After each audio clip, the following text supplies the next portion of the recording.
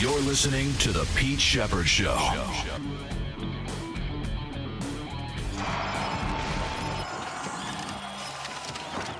it's good to be back. High fly ball left field. Carlson back it up, and see you later. There it is. Bregman is first in a Red Sox uniform. 2-0 Sox. Such a better team. This one drilled deep to left field. Carlson on the move again. That is going to sail, and that one is out of here. Christian Campbell strikes for a 2-run shot. Forget about right field. Go ahead and pull it out of Camden Yards. Red Sox lead 4-1. That one went 389.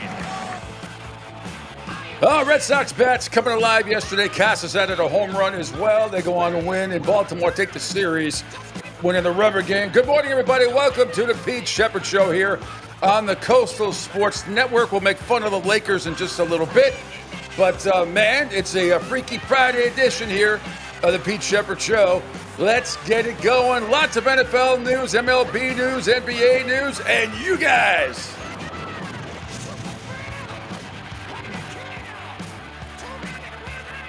Already off to a hot start here in Southwest Florida. I am Pete. I am in Fort Myers. Angel Martinez is back from hobnobbing and having his... I can't wait to see what they served for breakfast yesterday at Amalie for the Women's Final Four, which is in Tampa, starting tonight with Texas and USC going at it at 7:10, and then later on, UConn, and UCLA. Good morning, everybody. Thanks for checking us out across the video platform. Just my volume there. Following me on Twitter X. This hat, my $52.06 hat that I got at JetBlue a couple of weeks ago, you know, it looks like such a fucking geek earlier when I put it on last week, because it's one of those, like, they want this Red Sox thing to show, but I don't like it. I like my hat bent a little bit. So now I look less of a nerd right now. But thanks for checking us out here on the Coastal Sports Network, across the Facebook pages, on my Facebook page and the Coastal Sports Network Facebook page. Following me on X, on Twitter, at PShep326, on YouTube, Rumble, Kick, CSN Florida, LinkedIn, and our great sports radio app right up above, SR1029, The Game. So I suggest, if you cannot see the show, you download the app or just click it on. It's all the available across my social media. It's all there. You just click on SR1029, The Game, and plug it into your mobile device if you're in the car or something. It's much better than taking the video feed. It'll be less likely to cut out. Also, call or text the show, as always, 727-858-6650. Geno Smith, 2 years, $75 million. It can go up to $85.5 million and $65 million guaranteed, as Charles Barkley would say. Wow. Raiders have a lot of faith in Geno Smith. Keep Pete Carroll, Tom Brady and company. Holy cow. And then Trey McBride, what a deal for him. Gets a 4-year extension from the Cardinals next year. Becomes the highest paid tight end. 4 years, $76 million extension, including $43 million guaranteed. And a $19 million a year average, which surpasses Travis Kelce, measly 17 point something with the Kansas City Chiefs. Anyway, we got March Madness. We got the women. We got the men. Can't wait. The Florida Gators tomorrow night. My pick to win the whole thing. Gators, go Gators. Going up against Auburn in an SEC clash, and then Duke and Houston in a clash of styles. Should be really, really interesting. But with all that, we say good morning to Angel Martinez, who's a little winded today. After hanging out, the pictures I saw yesterday, would you have a freaking harem? I mean, it was unbelievable. I didn't see one man in those pictures. Not one. Well, I didn't need the men to be in the picture, that's for sure. No, it was good. It was good that yesterday got to speak to ESPN personalities, which was a lot of fun. L. Duncan, Ariana Carter. What was that like? It was fun. They were. I had mentioned to both the Carter and the Duncan that I thought that at one point or another they should team up with Chuck and Shaq and then put together themselves a ESPN. I don't want L. Duncan anywhere near anything that I have to watch. That's number one. And I know you have to be, but please, she is one. And I go back to roots with her in Boston, and she's a fucking joke. She is somebody that I have about this much a residue. I have more respect for the lint in my belly button than I do for anything that comes out of her mouth. No offense, but who'd you say the other one was? Who are you with? Adriana Carter, who is she's normally when she sits. So if you have the three ladies together, you have Ayana Carter, and Chimmy, which is to the right. But I would have to, well, in the picture, you guys will be able to see it on the website. But anyways, speaking Everybody of them, looked nice. All ladies look nice and dressed and all that stuff. So that's, yeah, no, it was fun. I also got to speak to Holly as well. Obviously, Holly Rowe. huh? Which Holly? Holly Rowe? Yes.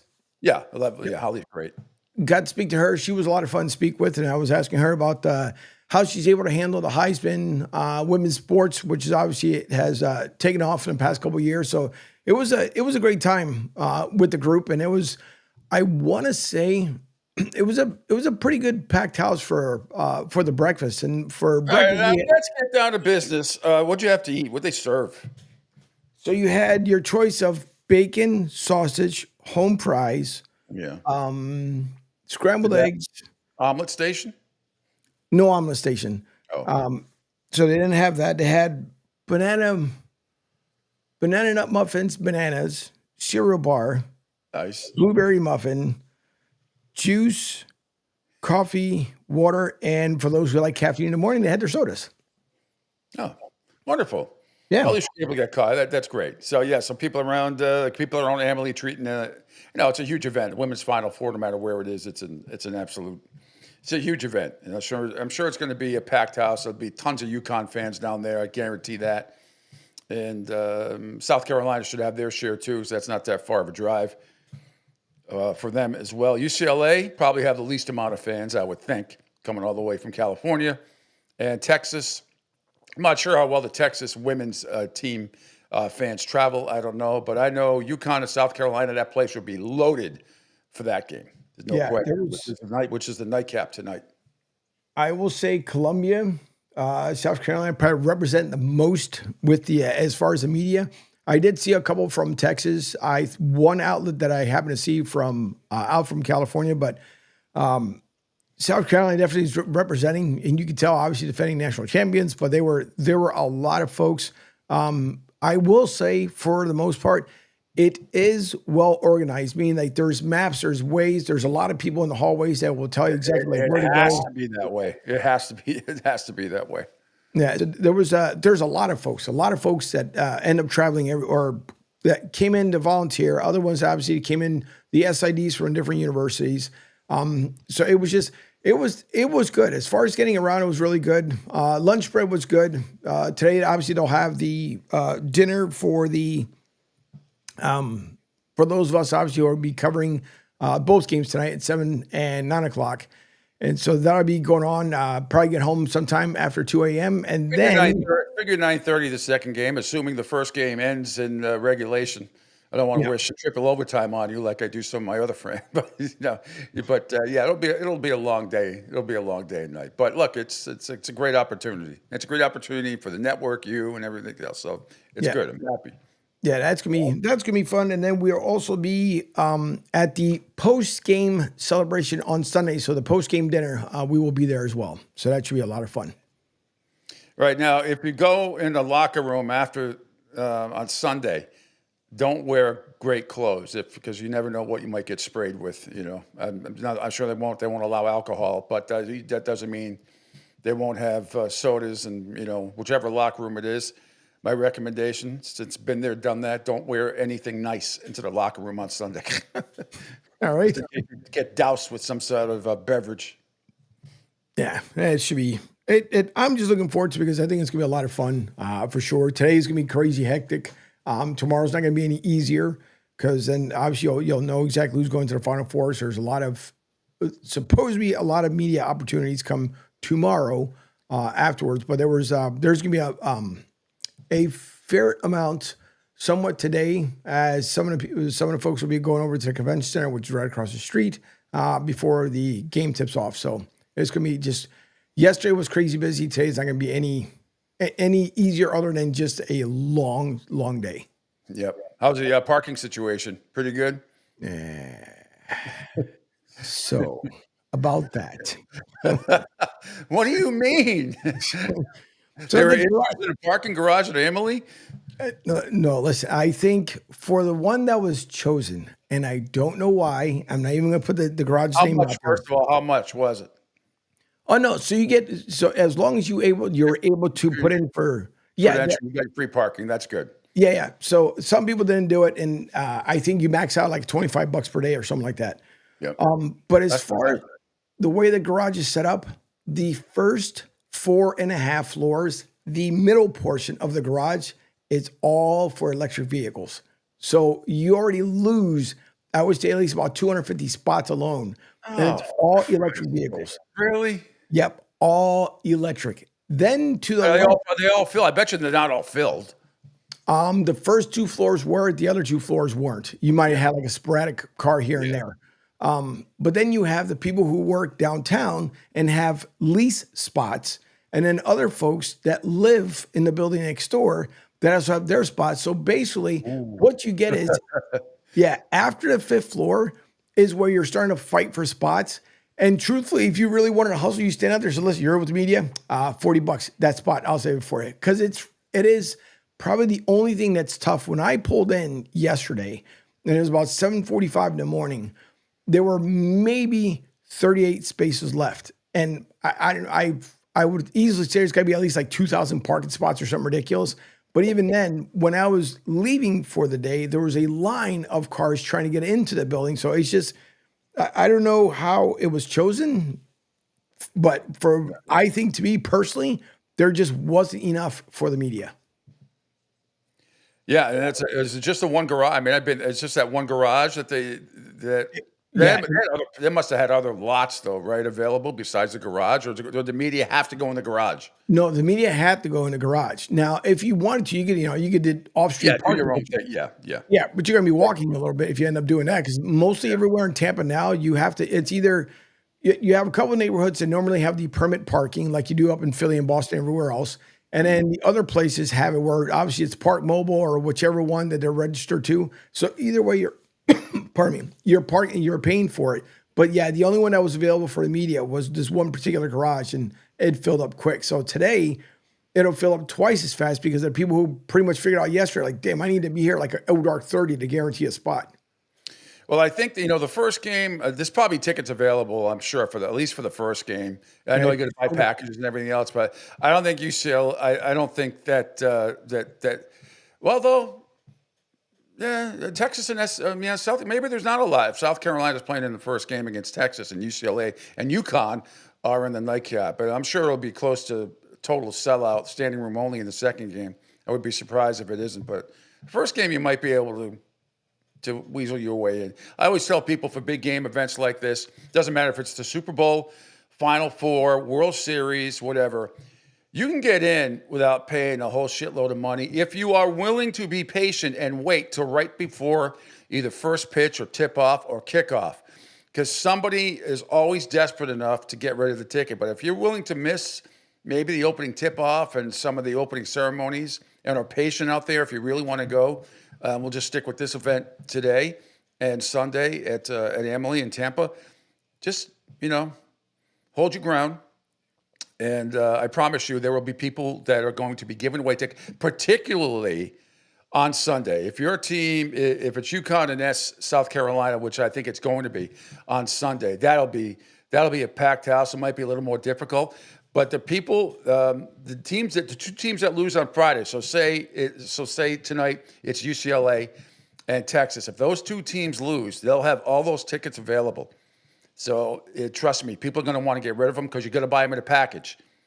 Men and women Final Four, you got to buy them in a package. So a lot of people will try to get rid of them or sell them at a very, very reasonable price. So if you're really content on going to the game, if you're from down here in Florida, where I know there's a ton of UConn people, and you want to go, if you can't make it today, you want to go Sunday, you should be able, if you do it right and you look on some of these apps, you should be able to grab a ticket. because those teams, Texas, I'm just throwing out Texas and UCLA, all those seats would be up for grabs. So Yeah. Well, yesterday, before we get into the other stuff, a couple places I had to access, and I didn't want to do it. And I told them, so listen, I'm not about name dropping, but you guys might recognize me from back in my WEI days. I really don't go by Pete Sheppard anymore. I go by Pete Martinez, my real name. Angel Sheppard is not available. But it was a couple times yesterday. I was having fun because there's a small group of young ladies that are wanting to go into media, and a couple of them were part of the Girl Scouts. So I was speaking to the lady who's running that program, and she's like, so who are you with? And I said, you may not recognize me from radio, but I am Pete Sheppard. And the lady's like, what? I said, yeah, I was with WEI, and she's like, really? I said, no. I said, actually, at the host of the morning show on my program. I said, but I said, Pete's a long time Boston guy, and she was originally from the Boston area, but he's a long time Boston guy, and I said, he's been down in Florida for a while, so we've teamed up. I said, but we do a digital platform programming, and she thought it was really neat. So it was nice to be able to talk to a little group of girls that were there, and they were pretty much inspiring. Huh? What was her first name? Do you remember? The lady's name? Not a clue. Typical. Not a clue. Because what do you mean? I grew up here. No, she was not. What is it? Even because of that? No, because as she was speaking, I came out with a goofy line about the whole Pete Sheppard thing, and then she never actually she never said. Everybody else I spoke to was like, "Hi, I'm this person, I'm that person." She was probably the only one out of the entire folks that were up there that really introduced herself, because I think she was. Put out any semi-nude photos of me? No, I was trying to find them, but I couldn't find them. No, you don't want to see that. Anyway, that's good. Well, enjoy covering the Final Four. This is going to be. We're going to go to about 9:00 today. Mikolaj, we're going to join me at 8:05. The Bruins, as expected, lost in Montreal last night, 4-1. They're 0-9-1. They haven't won in 11 games. And if they lose tomorrow night, which I believe they will, to Ottawa, which is a very good hockey team in Boston, Angel will be their longest losing streak since 1924-25. Yikes. Just awful. Rock freaking bottom. Anyway, that's about all I'm going to talk about the Bruins today, because Celtics are back in action tonight as well. And just check the injury report. Everybody seems to be back. Porzingis is going to be back tonight. Horford's going to be back tonight. Hauser's going to be back tonight. I believe Jaylen Brown and Tatum both are. So looks like for the first time in a while, full Arsenal back against Phoenix, and they'll kick their ass. Before I get into the Red Sox and play with some video I want to play for you today, and some NFL news I want to tell you about, but I watched a lot of the Laker game last night, and only because the Golden State Warriors, because I wanted to see them win, which they did. And I can tell you this, and you can mark it down. I've changed my mind, Angel. The Lakers aren't making it out of the first round. They're not going to make it out of the first round. Luka Doncic once again proved to everybody why, being an incredible talent, when things are not going well for him offensively, he is like a child on an AAU team that is about to get benched. His defense, SUCKS, sucks. He is the prototypical NBA player, or even college player, that when the offense isn't going well, the defense suffers. There's a lot of guys, and a lot of them around the Celtics, that don't play that way at all. They just are always balls to the wall. Luka Doncic quit. He got blown away on defense last. You should have seen the second half, Angel. He was his Olay defense. He was 6 for 17 shooting. It affected him in the head. He was -3 on the floor. -3 on the floor. Now, mind you, the game is tied with like 5 minutes to go. Golden State pulled away. Austin Rivers had a phenomenal night for the Lakers.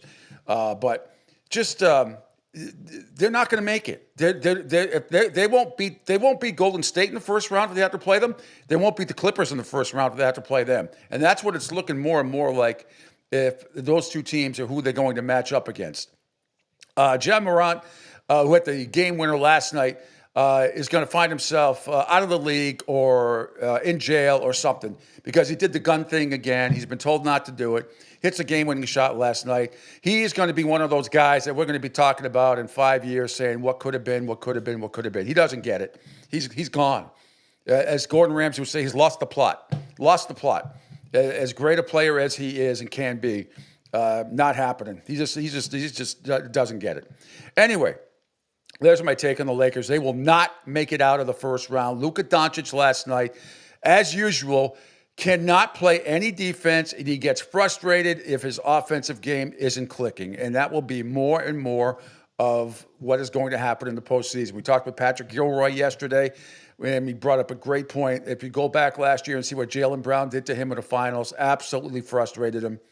As good and great a player as Luka can be on the offensive side, he's equally as bad on the defensive side when things are not going his way. By the way, LeBron was -1 last night too. So your 2 star players last night for the Lakers were -4 on the floor. They're not getting out of the first round. Sorry, Laker fans. And to the LA Lakers radio and broadcast network, a.k.a. ESPN, this morning, the first 25 minutes, not on the women's Final Four, not on a lot of other things. They probably should have led with Geno Smith. They lead with the Lakers and Golden State. But that's what I expect. That's what I expect. All right, let's get to it. Let's play some video. Red Sox win yesterday over the Orioles, 8-4. Red Sox first series win in Baltimore, by the way, in 3 years, or since September of 22. They had the season high 5 extra base hits, 3 home runs. As we said, Bregman had his first, Campbell had his second, Casas had his first as well. 21 hits over the last 2 games. First back-to-back wins of the year. They take on St. Louis today at Fenway Park in the home opener. Supposed to be a beautiful day, by the way, in Boston. If we could scroll down, Angel, let's see. First up, I want to let's go to MLB Network. Christian Campbell on his rise through the Red Sox organization. This is from MLB Network. And of course, he just signed his extension. So here he is yesterday. It's good stuff.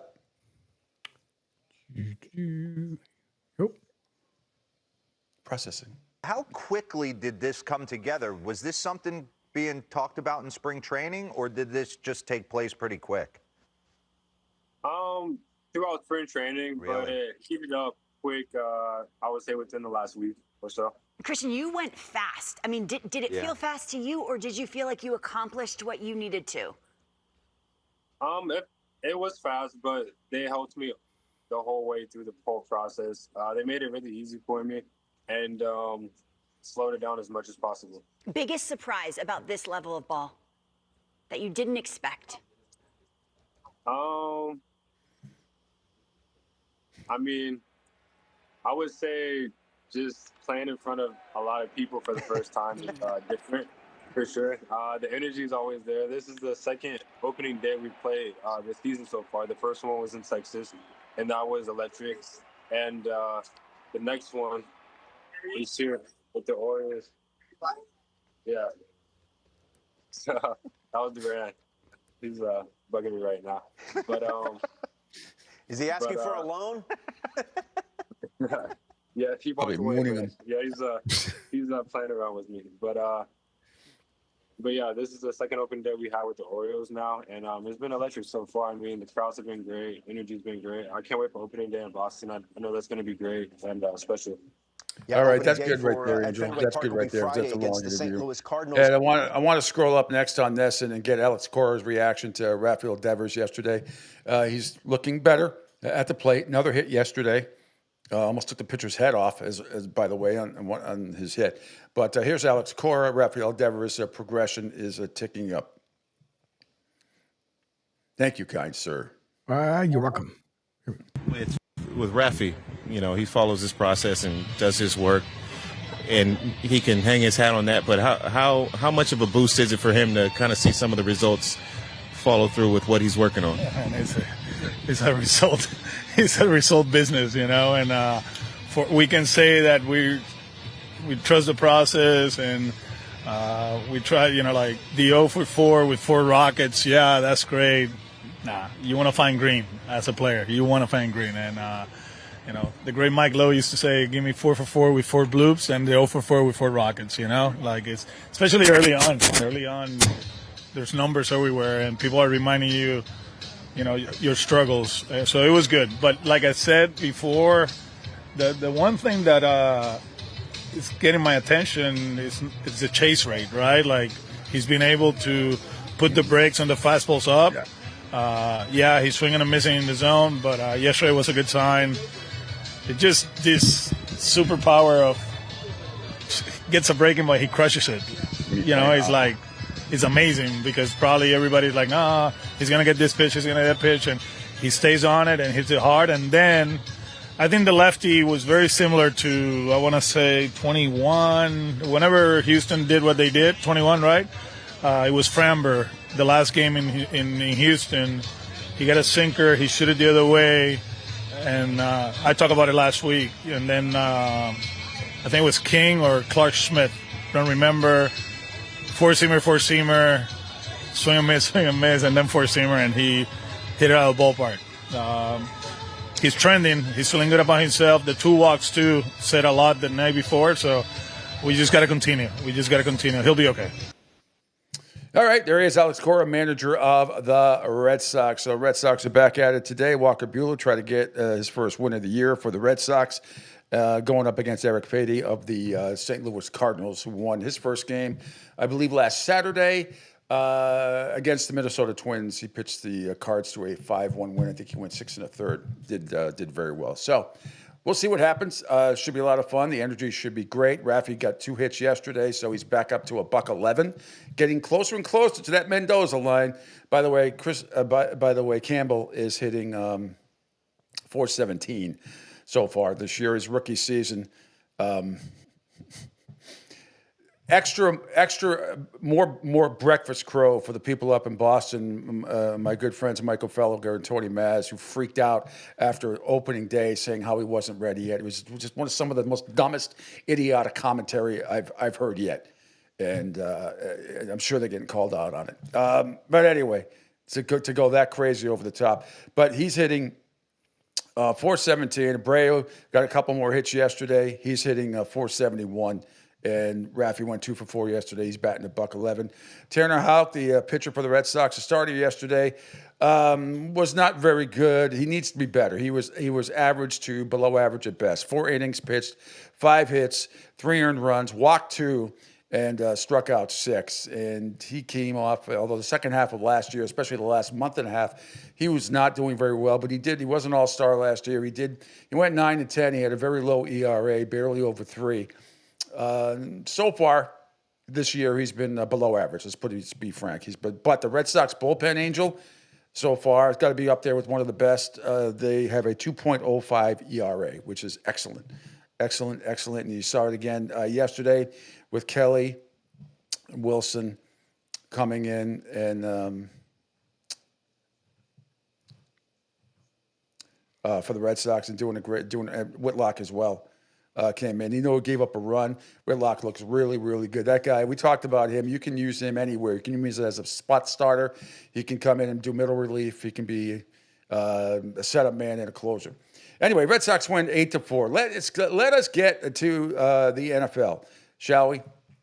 And what happened yesterday, in case you missed it, Geno Smith becomes surprisingly to me, becomes very well paid. And by the way, let me just talk about this. The Patriots traded Joe Milton yesterday to the Dallas Cowboys.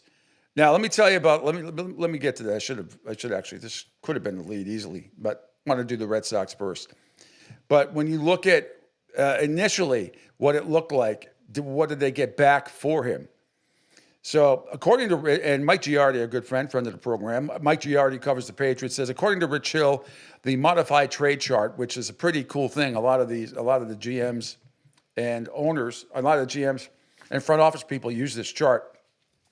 The Patriots picked up an extra 9 points by acquiring pick 171. You pair that with the later third rounder, which is number 77, with the second rounder, number 38, and the Pats can climb to around 25th overall in round 1. And which could mean Simmons or Connerly. Yep, absolutely. So that deal went down yesterday afternoon. The Patriots trading Joe Milton. I thought they might get like a second rounder for him, or even a third rounder, or a fifth rounder, and a seventh. But anyway, when you look at the adjusted statistics that I just pointed out to you, you can't. It looks pretty good. It looks pretty good on paper. So The Cowboys acquired Milton and a 2025 seventh rounder, which is pick number 217 from the Patriots, for a 2025 fifth round pick, which is number 171 overall. So I guess this has been going on for a couple of weeks. So there is Dak Prescott's backup, Joe Milton, who, of course, what everybody remembers the last game against Buffalo in garbage time. A lot of it didn't mean well. We know the kid's got incredible talent. We know he's got a gun for an arm, and now he becomes the backup quarterback for the Dallas Cowboys. In fact, before we go to break here, I do want to play audio from Pat McAfee yesterday, who commented on it. And then we'll get to what happened with the Raiders as well, as they signed Geno Smith, a 2-year, $75 million deal, $65 million guaranteed. By the way, that deal could go up to $85.5 million if incentives work out correctly. All right, here's Pat McAfee yesterday, right when this deal went down from ESPN. Formerly of the University of Tennessee, then of the New England Patriots, has now been traded to the Dallas Cowboys. Wow. Alongside a 7th-round pick, in return, the Patriots will get a 5th-round pick. We all thought that Joe was potentially going to be on the move because he and Drake May, obviously same class. Drake May has proven, even though in a losing bout in his first season, that he's going to be a guy making throws all over the place. Then Joe Milton got some playing time, and I'll tell you what, he was good. He could spin it. He could do a standing backflip. Obviously, not a lot of humans can do that in full pads. You have to be an incredible athlete to be able to do as such. His arm strength is absurd, and obviously he can move. So Joe Milton, we thought, earned himself at least a little bit of attention or opportunity whenever he got on the field, and he now has earned himself an opportunity to be the backup for the Dallas Cowboys with Dak Prescott. Cooper Rush, now a member of the Baltimore Ravens. Trey Lance, no longer there. Now we got Joe Milton as the Dallas Cowboys backup quarterback. There you go. There you go. All right, let's take a quick break here, Angel. When we come back, we'll get into more NFL news, some NBA stuff, shenanigans on TNT last night concerning Shaq and Chuck, which is no surprise. We'll try to get to that, play as much entertaining video as we can. Top of the hour, coming up at 8 o'clock, Mick Colaggio will join me, great NHL insider. Bottom of the hour, we're going to have some fun. Jerry Thornton from Barstool Sports, my good buddy, who I just spent a few days with down here in Fort Myers, and we had a blast. I know he did too. So we'll recap some shenanigans that we went through down here, and more. More from the NFL, more from the NBA, more MLB stuff as well. All part of the Pete Sheppard Show here on a Friday. It's April 4th already on the Coastal Sports Network. Hi, folks. This is Gerard Moynihan of Moynihan Lumber, and I would like you to know that our company has been selling Anderson windows for over 60 years. See the complete line of Anderson windows at any of our 3 locations in North Reading, Beverly, or in Plastown, New Hampshire, or at MoynihanLumber.com. Hey everybody, it's Pete Sheppard from the Coastal Sports Network. Want to tell you about my good friend Lou DiMuzio and his company. Lou is the president and founder of Ace Technology Advisors. They're big-time tech specialists. At ATA, they're able to craft, implement, and manage the best and most appropriate solution for your business. They leverage their industry-leading experience and their portfolio of technology partners to improve your best practices and infrastructure. So you can get a hold of them at 888-599-4223. That's 888-599-4223. Check them out on their webpage, www.acetechadvisors.com. That's www.acetechadvisors.com. Or you can email them, sales@acetechadvisors.com. Check out my friend Lou DiMuzio and Ace Technology Advisors.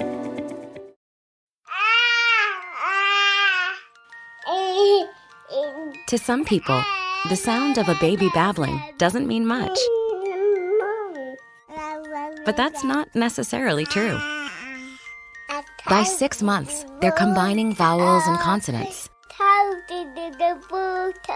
By 9 months, they're trying out different kinds of sounds. And by 12 months, their babbling is beginning to take on some meaning. Especially if there's no babbling at all. Little to no babbling by 12 months or later is just one of the possible signs of autism in children. Early screening and intervention can make a lifetime of difference and unlock a world of possibilities. Take the first step at autismspeaks.org. A public service announcement brought to you by Autism Speaks and the Ad Council. The following is made possible by Dad. Why was the basketball court all wet? Because the players kept dribbling all over it. The dad joke. Corny, grown-worthy, but also one of the simplest ways to share a moment with your kids. Why do you have to be careful when it's raining cats and dogs? Because you might step in a poodle.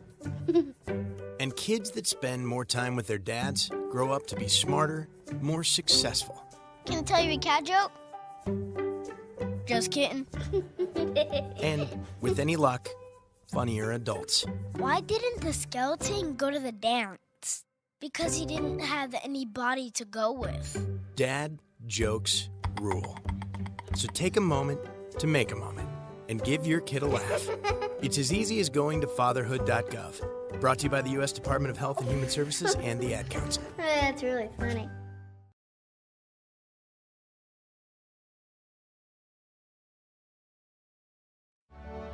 Okay, men, this is your time. Maybe you didn't choose this, but you're here now. You're gonna go out there and be an all-star caregiver. It's up to you. So what are you gonna do? You're gonna go grocery shopping, cook, clean, be there emotionally and physically. You gotta dig deeper. Drive them to physical therapy, doctor's appointments. Don't you forget about the pharmacy. I know you won't, because that's what caregivers do. Don't give up.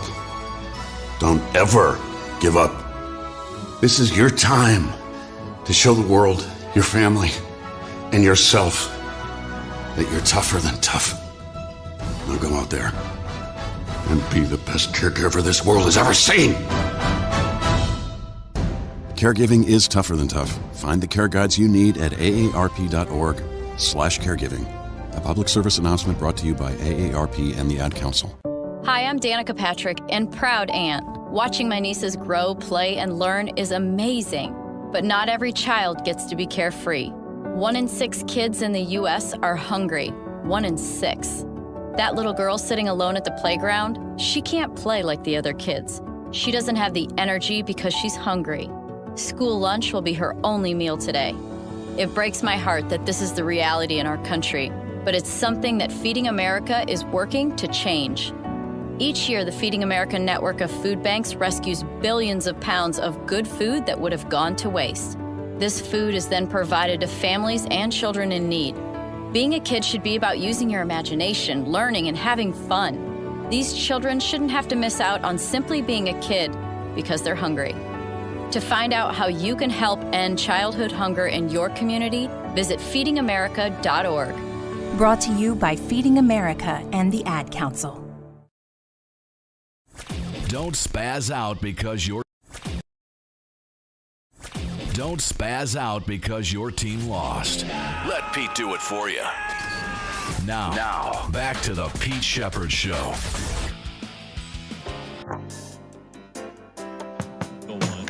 High fly ball, left field, well hit. Carlson's back there, and it is gone. Home run, Tristan Casas. His first of the year, a 2-run shot. The third time today the Red Sox have blasted a 2-run homer. Next to Dave O'Brien, Lou Merlone as well on Nesson yesterday. 3 home runs by the Red Sox. Bregman, Campbell, and Casas right there. They go on to an 8-4 win. Sox open up their homestand today against their home opener today against the St. Louis Cardinals at Fenway Park. First pitch at about 2:10. Supposed to be very nice. I want people who are going to let me know if the parking is less than $80. It's the gouging that has gone on in sports for parking now is absolutely insane for non-media members. It's absolutely insane, by the way, insane. All right, see if we can cram some more stuff in here if we can. I told you about the extension. Geno Smith signed yesterday with the Raiders. Huge one, 2 years. $75 million, $65 million of that guaranteed, but with incentives go up to $85.5 million. Mina Kimes on ESPN says she likes it. I think this is a great deal for the Raiders. When you look at the extension, you added on to his existing contract. You're looking at 3 years, under $40 million a year. That is outside the top 15 for quarterback salaries in terms of annual average per year. I think that's a bargain. I've talked a lot about Geno Smith and what he brings to the table. Last year was a down year from a production standpoint, but if you dig a little deep into the numbers, a couple of stats I think that are pertinent to Raiders fans. Again, only in 2024, Geno Smith was second league-wide behind Joe Burrow in on-target percentage and fourth in completions percentage over expected. What that shows, I believe, is that in some pretty adverse circumstances in Seattle in terms of the pressure and the lack of run-pass balance in that offense, he was, above all, an accurate thrower of the football. It is not surprising to me that in addition to Pete Carroll wanting to reunite with him, Tom Brady saw that and liked it and probably and 100% signed off on this deal. I think they still have to continue adding to the offense. Well, I suspect in the first round they will add a skill player, but I believe they've got a lot to work with, and I'm optimistic for Geno Smith this year. I am not. 21 touchdowns and 14 interceptions last year. You can dig in all to the numbers you want, Mina. But, and look, can he do better than that? I don't know. That's a lot of money for somebody who threw 14 picks last year. I judge good to great quarterbacks. If your interception to touchdown interception ratios is 2-to-1 or better. 21 picks, 14 interceptions. I know he threw for a whole bunch of yards, but holy cow, that's a lot of money. That's a lot of money, Tom Brady. And I know he's got some say in it over there, probably more say than people realize. But anywho, Angel, if we could refresh, because I just tweeted this out. This is from, the Kelseys have their podcast, the New Heights podcast. So Jason's quotes on the tush push have been misunderstood, apparently, and he wants to clarify with an interesting analogy. Oh, boy. Competition committee met to vote on banning the tush push, but discussions were tabled.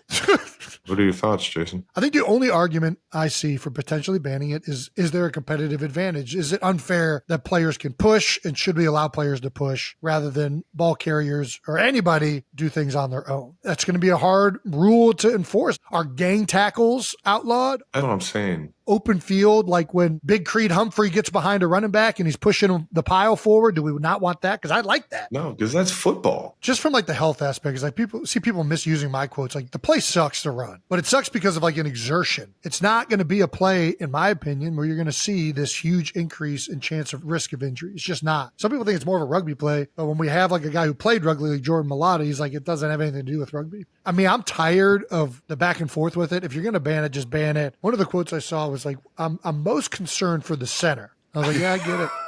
Yeah.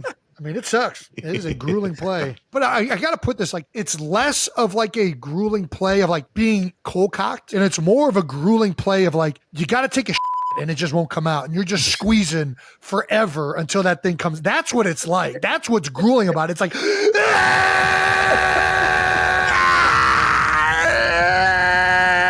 I mean, I think everybody's been there. That's more of the grueling nature behind it, the exertion that I'm talking about. I don't think I've ever done that, taking a but I know, I get what you're saying, though. You can make Travis cringe like that. That's that was real. Yeah, sure was. I love Jason. I love Jason better than Travis, but they're good together on the podcast. It's a lot of fun. Good stuff. All right. You feel like, hey, listen, whatever floats the boat. That's constant, literally. All right, let's scroll. I want to get. Let me continue with this NFL stuff, and then we'll get to some shenanigans last night on TNT. Here's Jacksonville head coach Liam Cohen on quarterback Trevor Lawrence. This is from Sirius XM NFL Radio. We're diving into his footwork, right? Everything with the quarterback position so much is built on the lower half and the mind, right? And those are the things that we can truly control because the stroke is the stroke for us. Yeah. That's how we look at it. The stroke is the stroke. We're not touching that. And so really we're diving into his footwork, some of those mechanics. And then obviously once we get into the building, some of the football aspects, right? The formations, the motions, the shifts.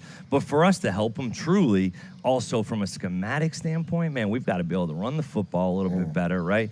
Give him some help from that standpoint, take a little pressure off while also playing some good, sound, fundamental, hard defense on the other side of the ball. To be able to, ultimately get the best out of our quarterback, we got to be able to help. No question, my man Liam Cohen, Rhode Island native. Grew up in South Kingstown, Rhode Island. Told you my good friend Dave and Marie. He used to play in his back. Used to come over and play with the kids. So I'm expecting that friendship to extend to me and a superstar suite. One of these games at Ray J. Preferably against the Patriots. That would be a lot of fun. Or not, I should say not. I'm sorry for Jacksonville. That means we have to. I think they play the Patriots this year, so we have to go. Actually, you know what? I'm not driving up to Jacksonville. It's too far. Not worth it. Not worth it. For the Patriots. Yeah, I mean, that's not worth it. Tampa's one thing. I think we probably might get together and head to that game maybe this year. I don't know. Like I said, I don't like going to games. I really don't. I've covered so many of them, been so fortunate in all the sports and everything else. I enjoy my football Sundays and to a degree my football Saturday, college football Saturday. Watching the U, watching the Hurricanes play, and whatever else. There's so many great games. We all love college football and the NFL. I just love watching the game with my friends, no matter whose house it's at. It's just, I don't know. I'm not big into going to games anymore unless I'm staying overnight. I hate to drive up. I hate to drive back. Can't stand it. I will be going to the Hurricanes Notre Dame game though in Miami, and I will be staying overnight. That'll be August 31st. Still cannot wait for that. Will Carson Beck be the starter then? Only time will tell. We shall see. Maybe we'll have a new Lamborghini by then. So we got the one back that was stolen. Did he get it back? Yeah. My understanding is yeah. Yep. I wonder if the two girls, well, I guess the one that he's not dating anymore, I wonder if they ever got theirs back. Yeah, Hannah did have. She got her SUV back right away. I guess they found that one first, and then the Lamborghini and Mercedes-Benz, Carson Beck. I believe he got them both back. I believe they found it. First of all, how in the world? I don't know. I don't know, you guys. It's the $1 million question, especially in these sophisticated cars. Sometimes you got to punch in codes. I mean, look how hard it is for I got my Naples Nissan Rogue, and that just opening the trunk sometimes automatically. It has an automatic starter on it too. Not that I would need it down here because it's not like ever cold like that. But I guess to put the air conditioning on, I guess I could. But I mean, it's a pain in the ass to try to find how to do it. Let alone stealing a car like a Lamborghini and Mercedes-Benz. It's got to be very difficult. It has to be. Coming up to leave the keys in.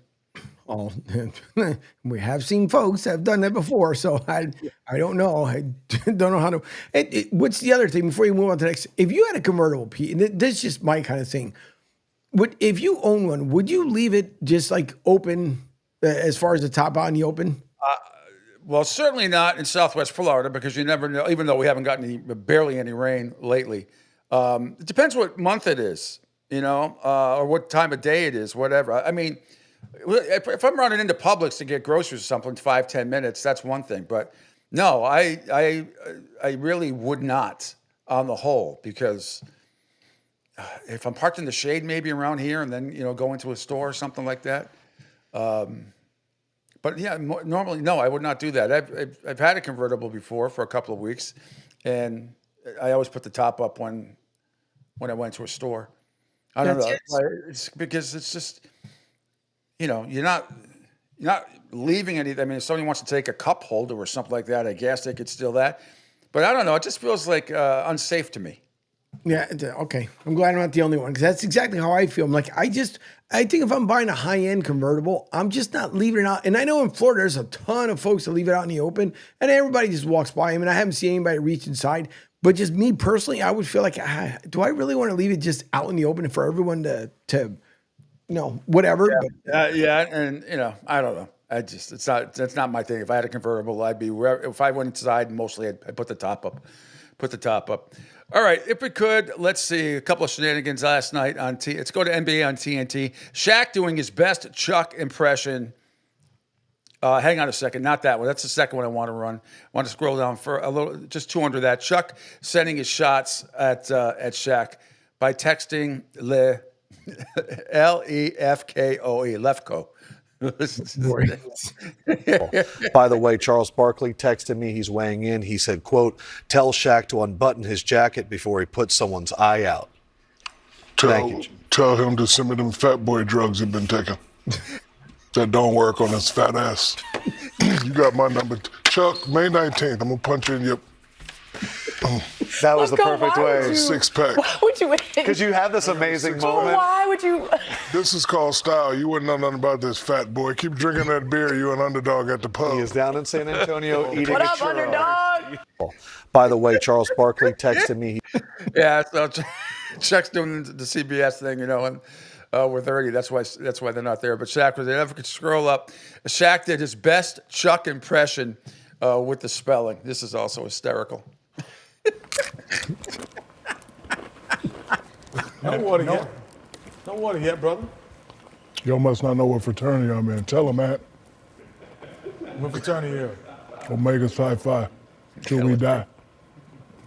It's nothing to me. I'm not making a face, though. I'm just coughing. I'm not making a face. I'm just coughing. That counts as a face. I'm not making, Ernie, I'm coughing. I know when you go. Ernie, I'm coughing. Why You should be making me like, Your eyes I'm are not making a tearing face. right now. Oh, it's hot. Right here when I drank that water. Oh, my. Oh, the water made it worse. Yeah, water made it worse. I have heard stories that the rest of that night you were laid out on a couch. Oh, you heard wrong. What? I mean, we have footage. I'm just kidding. What was it like? It was okay. Yo, he's such. He will not You're admit it. so ridiculous. It was okay. It wasn't that When hot. did the heat hit? When I drank the agua. Okay. So after drinking that, So the cough. it had bothered you the nothing. rest of the No, the cough because the chip was kind of dry, and I was like, trying to, and then once I got it. I heard you were chugging 2%. Yeah, milk, because milk calms Puts that fire out. The calms the capsaicin down. In case you don't know what that word is, look it up. Can you spell it? Spell it. CAPSACIAN. Pow, got him.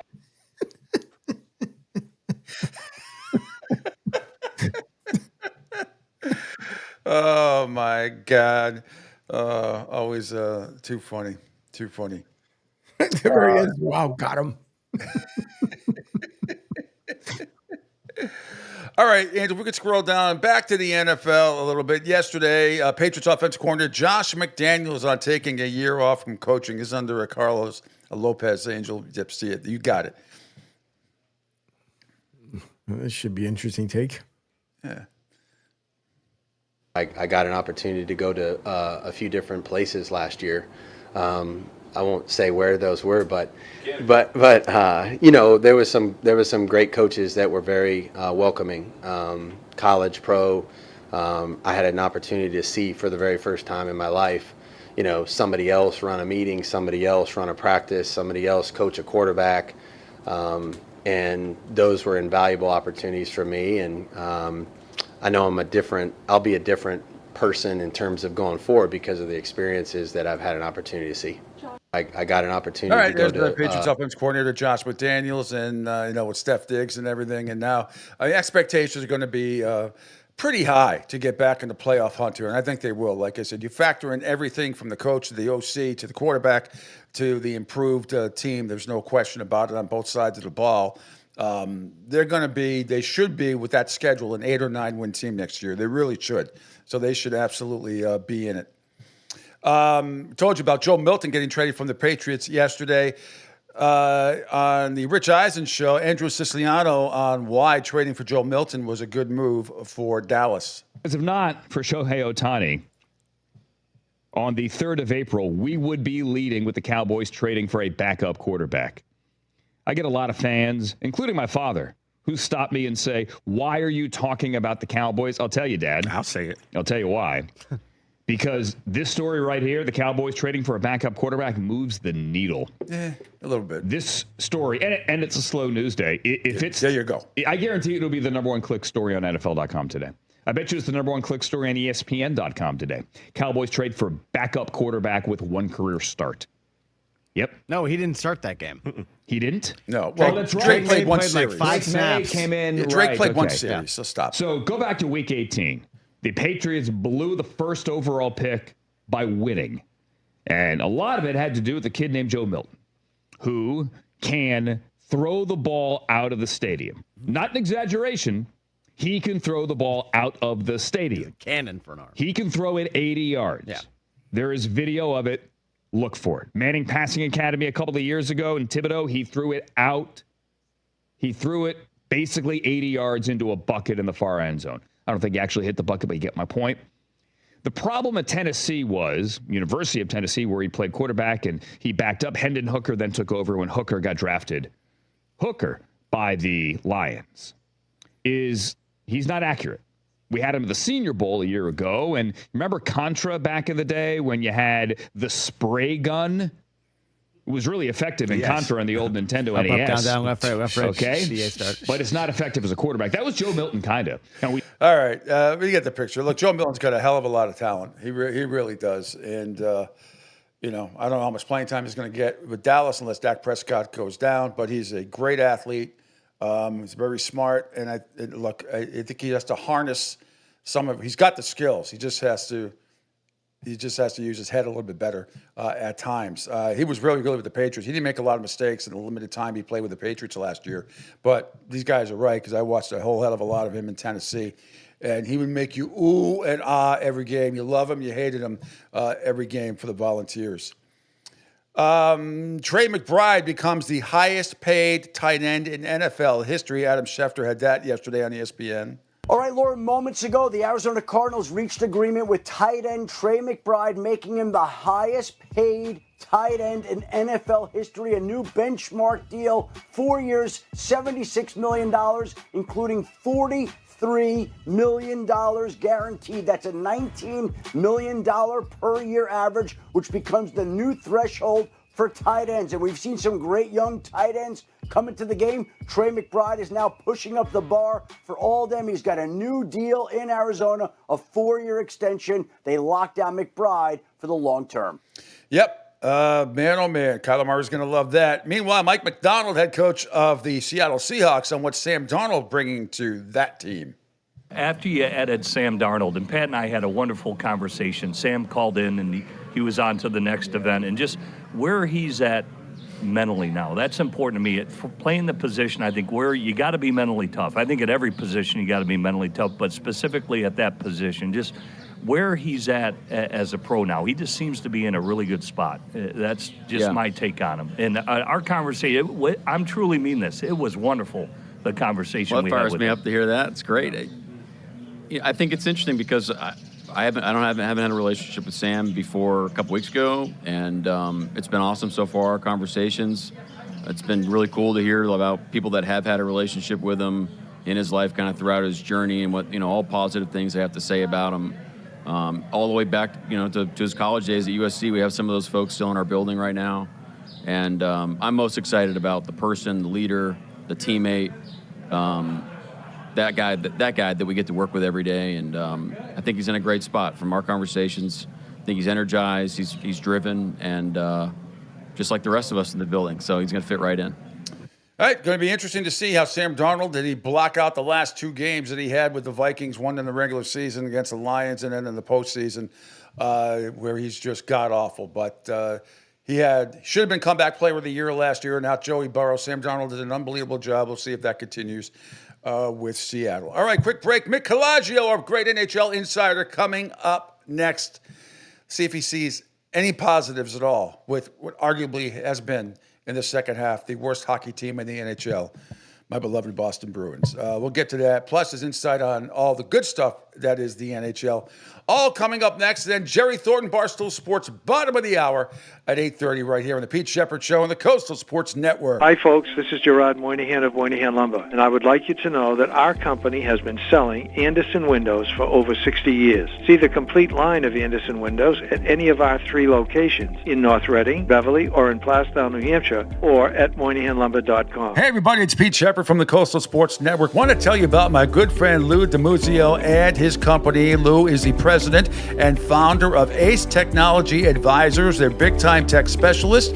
At ATA, they're able to craft, implement, and manage the best and most appropriate solution for your business. They leverage their industry-leading experience and their portfolio of technology partners to improve your best practices and infrastructure. So you can get a hold of them at 888-599-4223. That's 888-599-4223. Check them out on their webpage, www.acetechadvisors.com. That's www.acetechadvisors.com. Or you can email them, sales@acetechadvisors.com. Check out my friend Lou DiMuzio and Ace Technology Advisors. Okay, men, this is your time. Maybe you didn't choose this, but you're here now. You're gonna go out there and be an all-star caregiver. It's up to you. So what are you gonna do? You're gonna go grocery shopping, cook, clean, be there emotionally and physically. You gotta dig deeper. Drive them to physical therapy, doctor's appointments. Don't you forget about the pharmacy. I know you won't, because that's what caregivers do. Don't give up. Don't ever give up. This is your time to show the world, your family, and yourself that you're tougher than tough. Now go out there and be the best caregiver this world has ever seen. Caregiving is tougher than tough. Find the care guides you need at aarp.org/caregiving. A public service announcement brought to you by AARP and the Ad Council. Hi, I'm Danica Patrick and proud aunt. Watching my nieces grow, play, and learn is amazing. But not every child gets to be carefree. 1 in 6 kids in the U.S. are hungry. 1 in 6. That little girl sitting alone at the playground, she can't play like the other kids. She doesn't have the energy because she's hungry. School lunch will be her only meal today. It breaks my heart that this is the reality in our country, but it's something that Feeding America is working to change. Each year, the Feeding America network of food banks rescues billions of pounds of good food that would have gone to waste. This food is then provided to families and children in need. Being a kid should be about using your imagination, learning, and having fun. These children shouldn't have to miss out on simply being a kid because they're hungry. To find out how you can help end childhood hunger in your community, visit feedingamerica.org. Brought to you by Feeding America and the Ad Council. Adopt US Kids presents What to Expect When You're Expecting. A teenager. Learning the lingo. Today I'm going to help parents translate teen slang. Now, when a teen says something is on fleek, it's exactly like saying, that's rad. It simply means that something is awesome or cool. Another one is totes. It's exactly like saying, totally, just shorter. As in, I totes love going to the mall with Becca. Another word you might hear is jelly. Jelly is a shorter, better way to say jealous. As in, Chloe, I am like so jelly of your unicorn phone case. You don't have to speak teen to be a perfect parent. Thousands of teens in foster care will think you're, rad just the same. To learn more, visit adoptuskids.org. A public service announcement brought to you by the U.S. Department of Health and Human Services, Adopt U.S. Kids, and the Ad Council.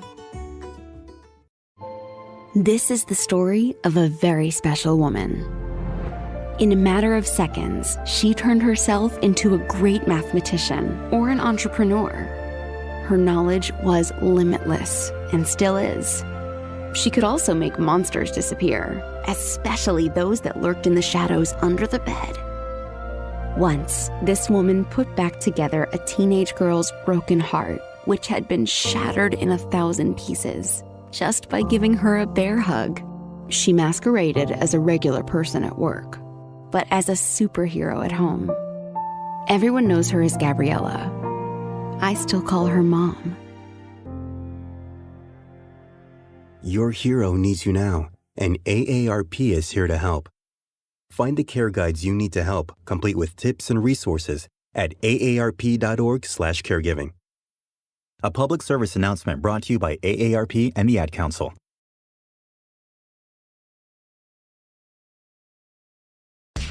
The Pete Sheppard Show. It's fun for the whole family, if it's dysfunctional.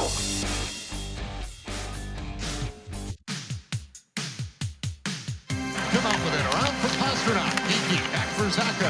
Up off the glass. Middlestat trying to get to it. Armia's there off the boards and out.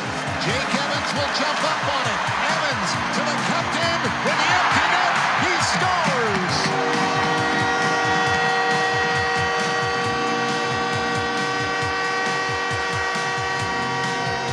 Nick Suzuki buries it, and it's 4-1. And right here, it's just good hard work along the wall by Armia, and then good hard work by Evans, who just knocks Lindholm off the puck. I mean, he just says, I'm taking this puck.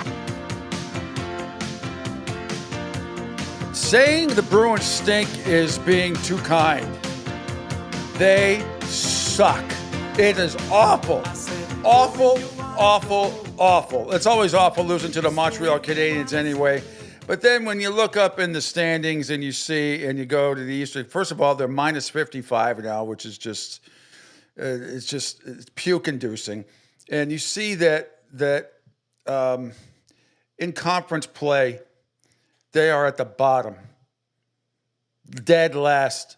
The freaking Buffalo Sabres are now ahead of them by a point. It's unbelievable. And the Sabres have 2 games in hand. Bruins have played 2 more games than Buffalo, and they still are on the bottom. It is absolutely awful. 0-9-1. They've lost 10 in a row. They lose again tomorrow night against Ottawa. That's their worst losing streak since 1924-25. Wow. Wow, wow, wow.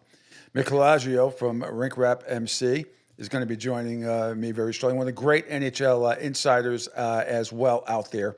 So he will join me. By the way, that cut was courtesy of Sportsnet. So just wanted to get that out there as well. Man, oh, man. Oh, no, while we're waiting for Mick, and hang on. Do we have that? Do we have Phil's picture by chance, Angel? If not, no big deal. But I wanted to, because he's got the show's coming up tomorrow. So I do want to tell you about what's going on at Phil Castanetti's Sports World in Saugus, Massachusetts, New England's place to buy or sell the finest in sports memorabilia. For over 35 years, Sports World has offered the finest in sports collectibles. Get on down there because they are having a 1975 Red Sox appearing at Sports World tomorrow from 11 a.m. until noon. So guys like Rick Wise, Tim Blackwell, Rick Kruger, and Steve Dillard are going to be there. $20 each for an autograph. Photos and baseballs will be available for sale. So that's tomorrow at Phil Castanetti's Sports World, 184 Broadway in Saugus. Call 781-233-7222 for more information. 781-233-7222 for more information. Sports World in Saugus. Be there. Speaking of being there, there he is, even though the Bruins. I can't believe it's come to this. Mick Calagio, our great NHL insider. You know him from rinkrapmc.com and lots of other outlets locally, regionally, and nationally. It's bad enough losing to Montreal. Look, I expect them not to win a game the rest of the year. That's how I feel. I can't take it. You look up at the standings, and the Buffalo Sabres, with 2 games in hand, are ahead of the Bruins now. Rock bottom. I'm trying to think if this last, the Casper years might have been better than this. This is just. No. It's close. It is close. Well, minus 55. This is about Swayman last night. How many goals did Swayman save? 10? weren't they minus 55 about 2 months ago? I mean, I think that well, 3 points real quick. One, take your time. Castanetti is the best. That's number one. Phil's awesome. Yeah, we love he Phil. feels awesome. Yeah. Number 2, I didn't realize this until checking recently, but the 06-07 Dave Lewis year, the A.K. Louis year, that was Peter Chiarelli's first as GM. They finished that season with like 7 straight losses. Now they're 0-9-1 in their last 10. Basically, I basically thought, it's weird. I had this time perfectly in my head. Once it became apparent what they were doing, I had a good feeling about this. And because they were somewhere like, wow, they might get a top 10 pick. Then they made the trades, and then they sent Matt Poitras to Providence. Mm-hmm. They apparently wanted him to be in a positive environment on a team that's pulling together and has something to play for. And thusly, also 20-year-old prospect Fraser Minton, whom they got in the Toronto deal for Brandon Carlo, along with a first-round pick, he's in Providence as well. Now they've signed Cornell's Dalton Bancroft, their power forward. He's a right wing. He's going to play for the Providence Bruins. I think there's going to be more media at the Providence Bruins, the Calder Cup playoffs out of Boston than there have been since the year that Patrice Bergeron played his age 19 second-year pro season there. If 20 years ago. Boston Bruins right now, Providence probably could win a game or two in a 7-game series. That wouldn't shock me. Well, do you remember the beginning of the 2013 season? I won't call it the 2012, 2013, because it was identical to the 94-95 season. It was only the 95 season. There was an owner's lockout at the end of the CBA. They brought them in January and began a 48-game schedule. Yep. Well, the Bruins played one preseason game in 2013. It was against the Providence Bruins, and they got their asses handed to them. and even Bobby Robbins ragdolled Adam McQuaid. It was nasty. And the Bruins came back for their season opener 4 nights later and schooled the Rangers. So go figure. But they just needed that kick in the pants from their own prospects, and that's what happened. So, well, unfortunately, you got Nashville, Chicago, and San Jose with worse records than the Bruins. I don't think they're going to catch San Jose, who only has 50 points. Nashville is the only one that they really have a shot at. So they could wind up with a third worst record. I can't call it third best record in any respect because there's still a draft lottery. You could drop all the way down. Speaking of dropping down, did you ever see The Simpsons take off on a Mad Men opener? It's fabulous. It's freaking fabulous. Homer Simpson is falling down. He's in free fall from the back of the skyscraper, and then you see what's the mother's name in The Simpsons? Marge's leg kind of kicks forward just ever so slightly while Homer's flying by. It looks just like Mad Men's opener. It is fantastic. I didn't see that until like last week, because that's the Bruins in the last month. But just for quick to digress, so go to Family Guy 2 weeks ago. Did you see what happened on that? Were we talking then? Did I tell you what happened on the Family Guy? No, I missed it. So you know how Dave Portnoy at Barstool does his pizza reviews and all that stuff, right? Oh, yeah. So Lois, the wife, Lois Griffin, and Lois. She's cleaning out the attic or her bedroom or something like that, and she finds an old Easy Bake Oven, right? So Stewie becomes obsessed with it. Stewie the baby, because whatever, and he makes he starts a pizza company with it. He did have to get a light bulb. They had to go to Herbie the pedophile's house and steal his light bulb and use it for the Easy Bake Oven. So Stewie ends up making a little literally like that big, little tiny pizza. But Portnoy comes on from Barstool Sports and does a pizza review. Portnoy made it on to Family Guy? Yeah. I guess he is a rock star. His character, I don't think it was his voice. I have Jerry Thornton on after you. I want to try to confirm it. It was definitely, him. It was definitely him. You could tell it was him, and he said it was him. They announced it was going to be him, so it was. No, they really got him. They got the real Adam West. I mean. Oh yeah, Mayor, the late great Mayor Adam West. Remember, he was mayor of Quahog. Go on. It's great how they always have those. Like, Providence has those two buildings they've had since the one since the 40s, the other one since the early 70s, and they just always have them sitting there like a gray blue silhouette. That's exactly what Providence looks like from that side of town. No question. And Seth MacFarlane went to RISD. Everybody knows that. And a couple other people that work on Family Guy went to RISD as well. And what's his name? Elkin, the big producer there, Mucky Muck, he's friends with Meter. We were talking to him earlier this week. Oh, that's cool. They went to school together. So, wow. A lot of Family Guy, New England connections. But that is one funny show. It's absolutely.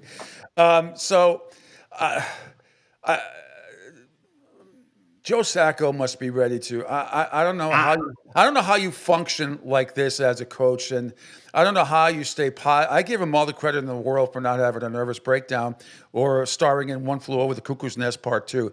I give him all the credit in the world because this really sucks. It's puke-inducing.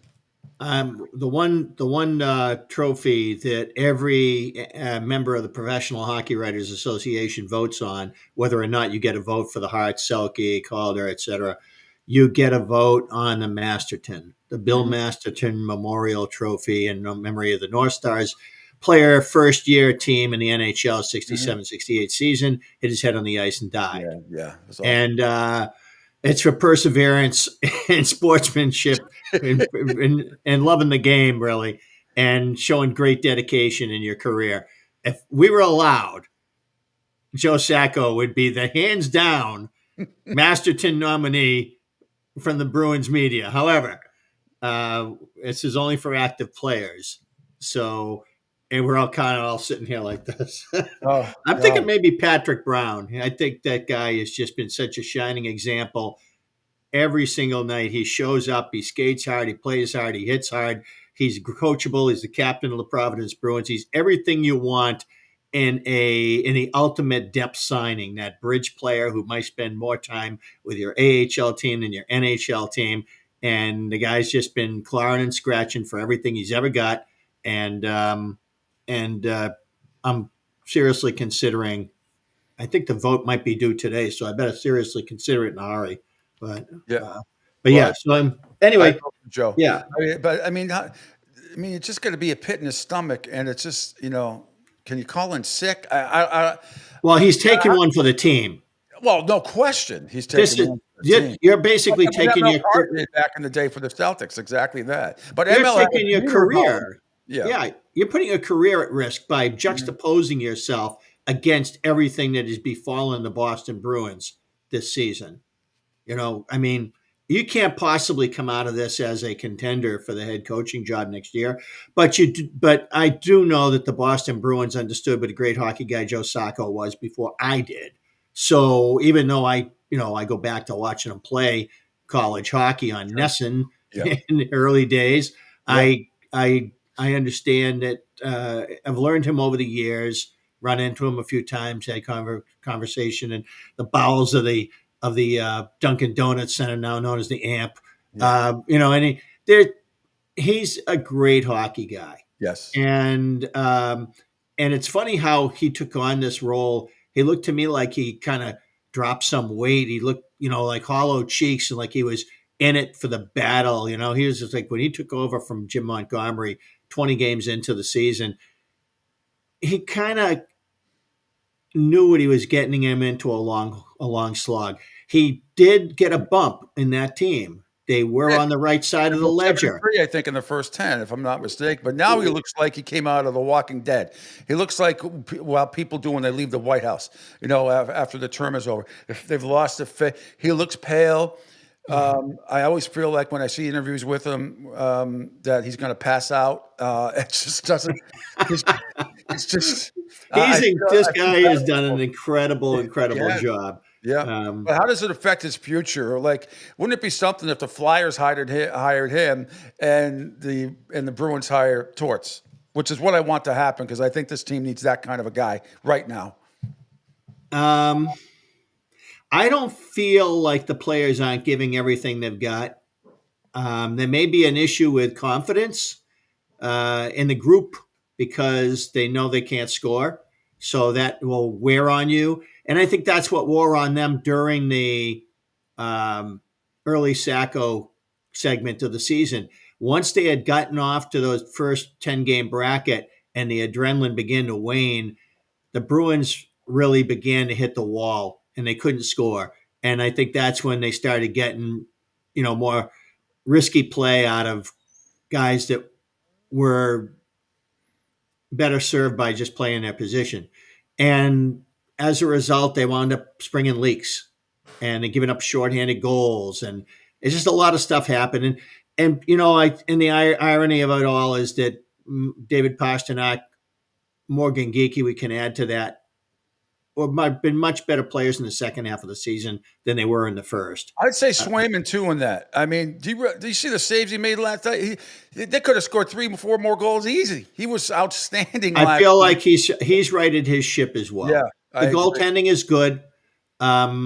Zadorov has been a much better player over the second half, not just since Yoki Haru came over from Buffalo, but that trade, Yoki Haru is UFA, but boy, they got to nail him down, because you don't have a right shot behind McAvoy anymore besides Andrew Peeke, who's really a third-pairing guy. He can be a strong third-pairing guy, or he can only play in certain kinds of games well as a second-pairing guy.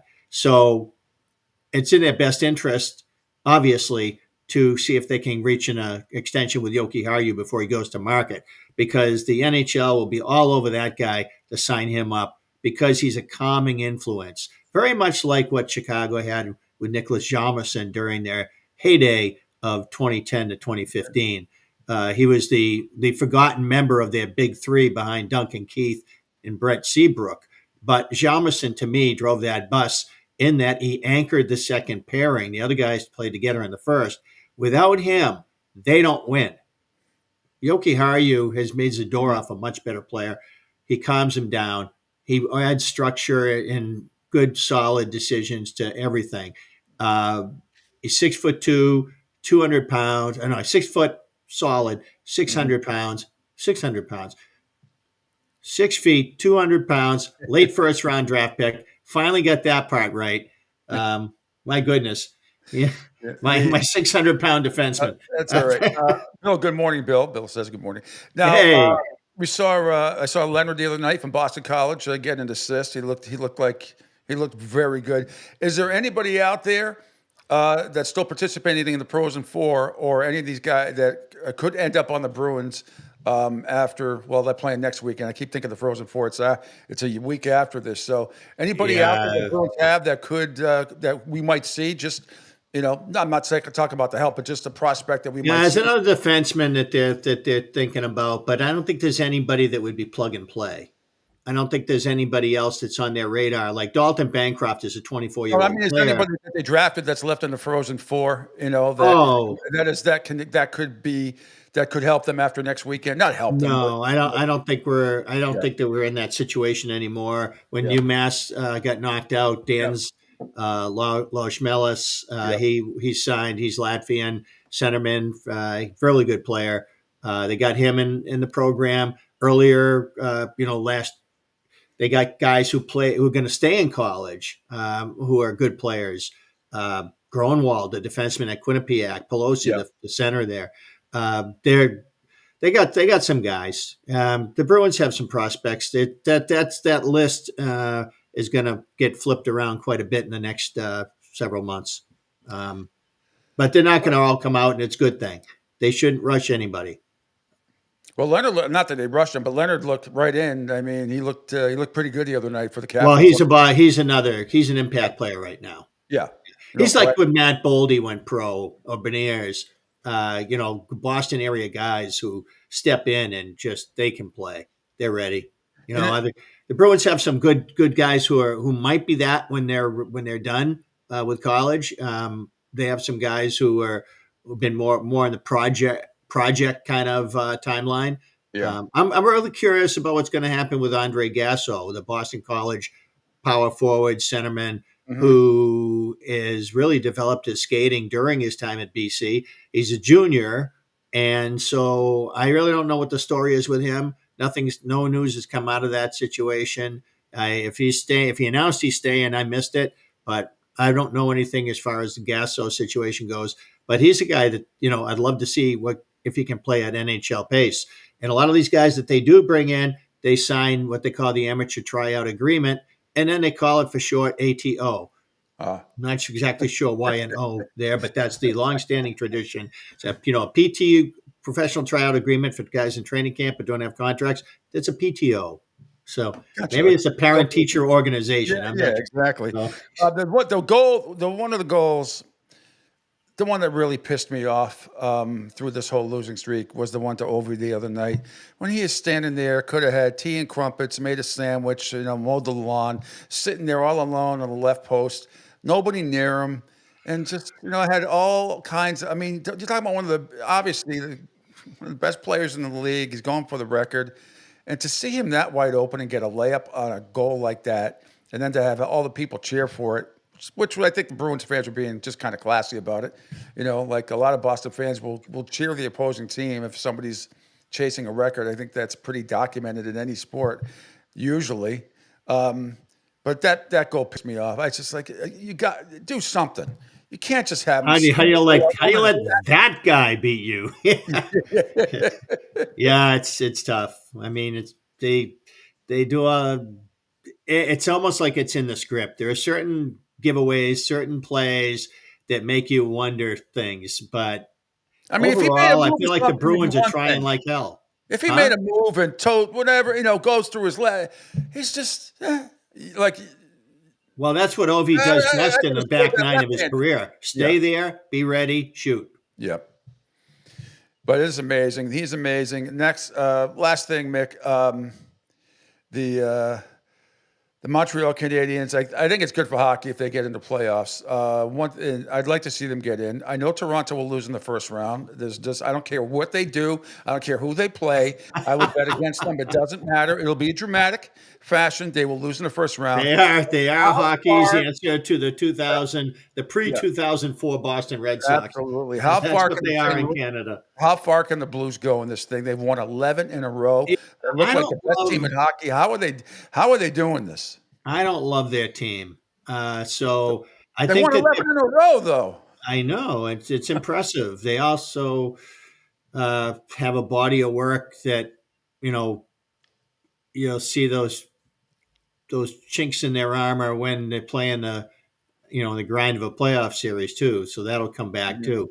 So yeah, they've adhered to Monty. Things have come together for them as a team. It's kind of a long time coming because they really kind of lost their way after they won the Stanley Cup. Yeah. Yep. But I feel like they've been trying to reacquire players that are more to their identity of that time back then. They've been trying to get a little rougher around the edges. 11 and I in a row, think that served them well. 7 seed, 11 in a row, and they're still, they could still not make the playoffs. But Montgomery's got to be. People like Bruins fans, maybe now they're realizing that he's coaching the Blues. They won 11 in a row, but if he ever goes on a run and makes it, even to the semis in the West, that would be an amazing accomplishment. But like you said, it would, especially when you consider that the season started out. I thought the East was the more powerful conference early in the season. Now it's the West because you can't deny the Winnipeg Jets or the Dallas Stars with the seasons that they've had, or the Colorado Avalanche. All three teams in the Central are Stanley Cup contenders. The Colorado Avalanche, after adding Brock Nelson and Charlie Coyle to their center position behind Nathan McKinnon, one of the best players in the world. Yes. That just, to me, is scary. That's how what Team Canada usually looks like. They're like center, and you get down on the depth chart around 7, 8, 9. You say, if I put those three centers, say, okay, here's your team, those are your three centers, you think, wow, I might contend for the Stanley Cup. Mm-hmm. They're not even in the top 5 of their centers. Well, these guys are now looking like that kind of hockey team. Vegas is obviously Edmonton. For all of their. Well, I asked you about Draisaitl's injury the other night against San Jose and that win. How big is that, and how long is he going to be out for? I don't know that information. So that's huge, obviously, if it gets in the way of anything, because that's regardless of how well the Oilers fill out their team, they're a top-heavy team. Remember, the Stanley Cup hangover goes for them too. They went to last minute of Game 7 in June and down in Sunrise. It's been a hard season for them. It's been a long slog. Are they going to get past the LA Kings? I mean, I don't know. I don't know if they will. They've been the Kings' daddy for several years now, and now all of a sudden Edmonton's a little banged up and looking tired, and they're trying to get back to the final. That's a hard thing to do. I wouldn't shake it up if they failed to do that, but they have a really good hockey team that almost won it last year. They could come back next year with the same group and do it again. This year, I don't feel nearly as good about them, just like I don't feel nearly as good about the Marchand Panthers. I feel like it's 1 or 2 rounds for them. So I know we're starting to jump the gun here and get into playoff predictions, but we're talking about this stuff here. And the St. Louis Blues now, they're in the wild card. Yeah, they are in the wild card ahead of Minnesota. Yeah, they're almost a 600 percentage here. They got 91 points and they have 5 games left. It would be pretty much of an upset for them not to make it now. So they're going to wind up playing against Vegas in the first round. They'll wind up playing Vegas. Yeah, do you know Dallas is a 104-point team? They've almost caught the Winnipeg Jets. Yep. They actually have a game in hand. Mm-hmm. There's a chance they could wind up winning the division. Whichever one of those teams doesn't win that division has to play the Avalanche the way they are now stacked in round 1. That's what's wrong with the divisional playoff. Those 2 teams should not meet each other in the first round. That's ridiculous. Yep. There should be a 1-8 because the biggest reason is the schedule, the regular season schedule dictates it. Because the body of work is not division-centric. It's conference-centric. Totally agree. So anyway, that's what I got on that. And lastly, before we get to Jerry Thornton from Barstool, do you have to go to the Carolina game tomorrow night at 7 o'clock on a Saturday and waste your Saturday night watching what is going to be a debacle? I got to satisfy my curiosity about the Carolina Hurricanes because they're like the quiet contender that never goes out and gets the big player. Although they did try to do it, they got Rantanen, but he didn't stay. They had to trade him. They're a quality team and they've been a quality team, but they haven't been able to succeed at getting the players that would put them over the top. Where does a team like that go from this point? How are they going to be at this point of the season? I'm pretty curious about that. And I'm always, and I'm kind of biting my nails, worrying about the Bruins starting to finally turn a corner here and score some goals and win some games, because it's rare that you can be this bad after being as good as they were without having some feel-good moments as you slide down the slippery flagpole. All right, Mick, you're the best. Anything you want to plug? You're on rinkrapmc.com. What else? You're on a bunch of if you saw the Prospect Future Watch issue of the Hockey News, I write the Bruins article for that. And a lot of those names on that list won't be there next year. This team's going through an overhaul. Have a good one. Say hi to everybody for me. All right. Thanks a lot. Mick Colaggio. All right. From great guest to Mick Colaggio, we head now to my man. I know he loves this. He's getting goosebumps. It's probably going to move. Red Sox opening day today. Hello, Jerry Thornton and baseball fans. Welcome to the Pete Sheppard Show. Good morning, Jerry. Welcome to This Week in Baseball. I love it. This.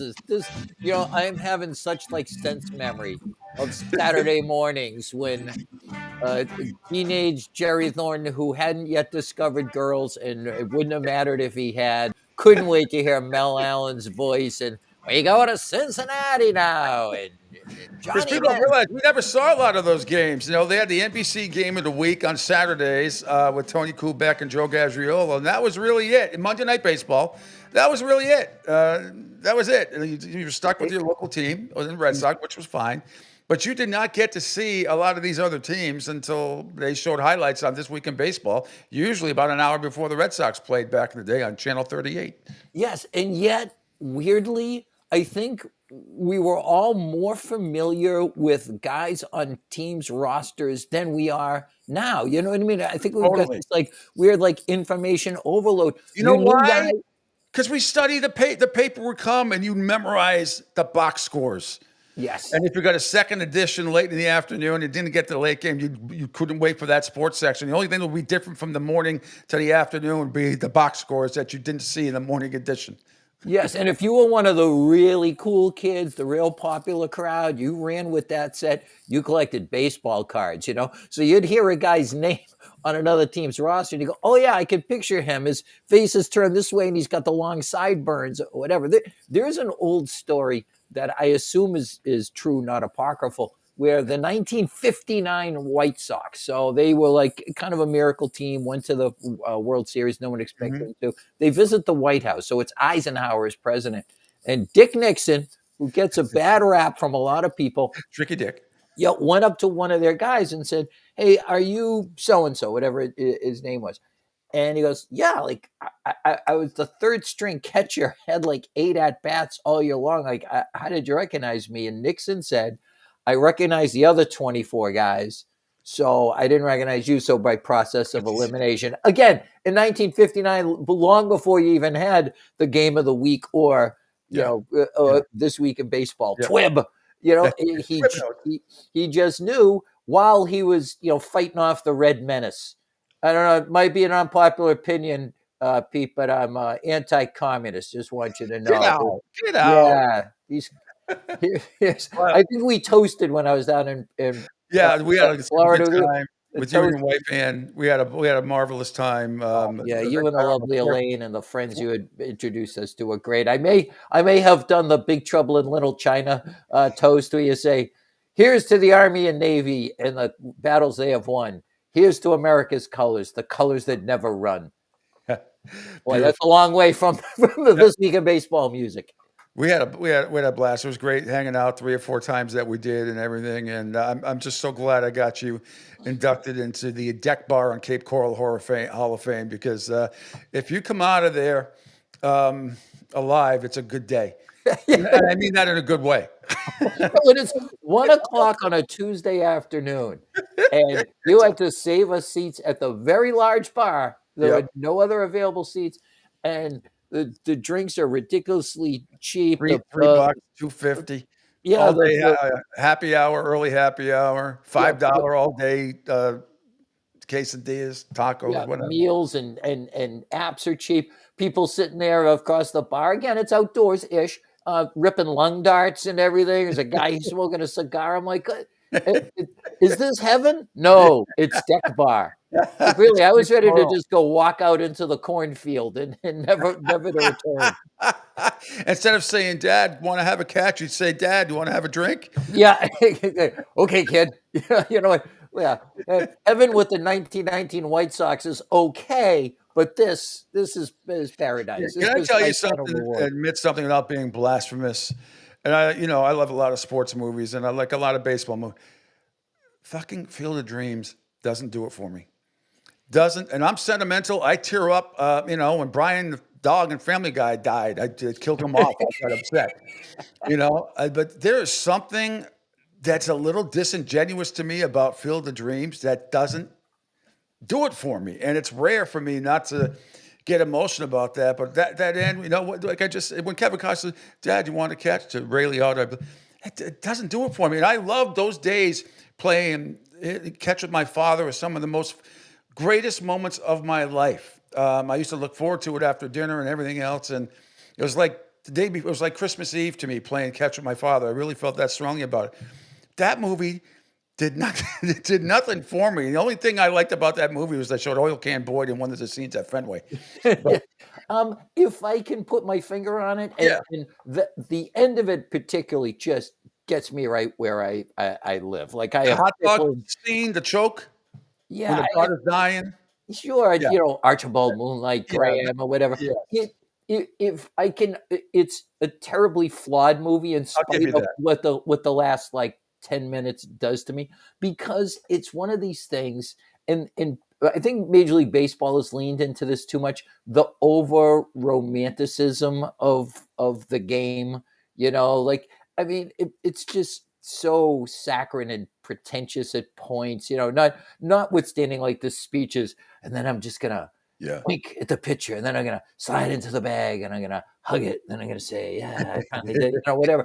And people would come, Ray. People will most definitely come. America's march by like an army of steamrollers. It's just James Earl so, Jones. yeah. Hell, I And like also the better in think Bull- Sandlot than that movie.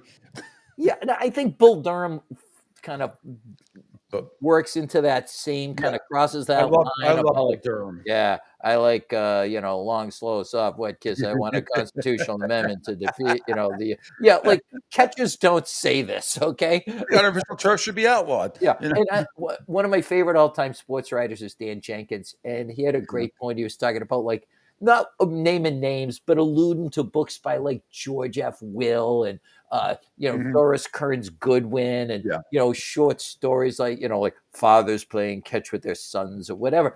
And he says, I never understood why people talked about baseball and that with such like reverence, when I never met a baseball player once who could finish a sentence without using the C word. he mentioned the C word. But the worst part of Field of Dreams is his wife. Just this cloying is Amy Matt. No, Amy, yeah, she's good in a lot of. She was good in Uncle Buck, and she's been in a lot of things where she's good. Yeah, I think and it's she not was naked in a couple of movies too.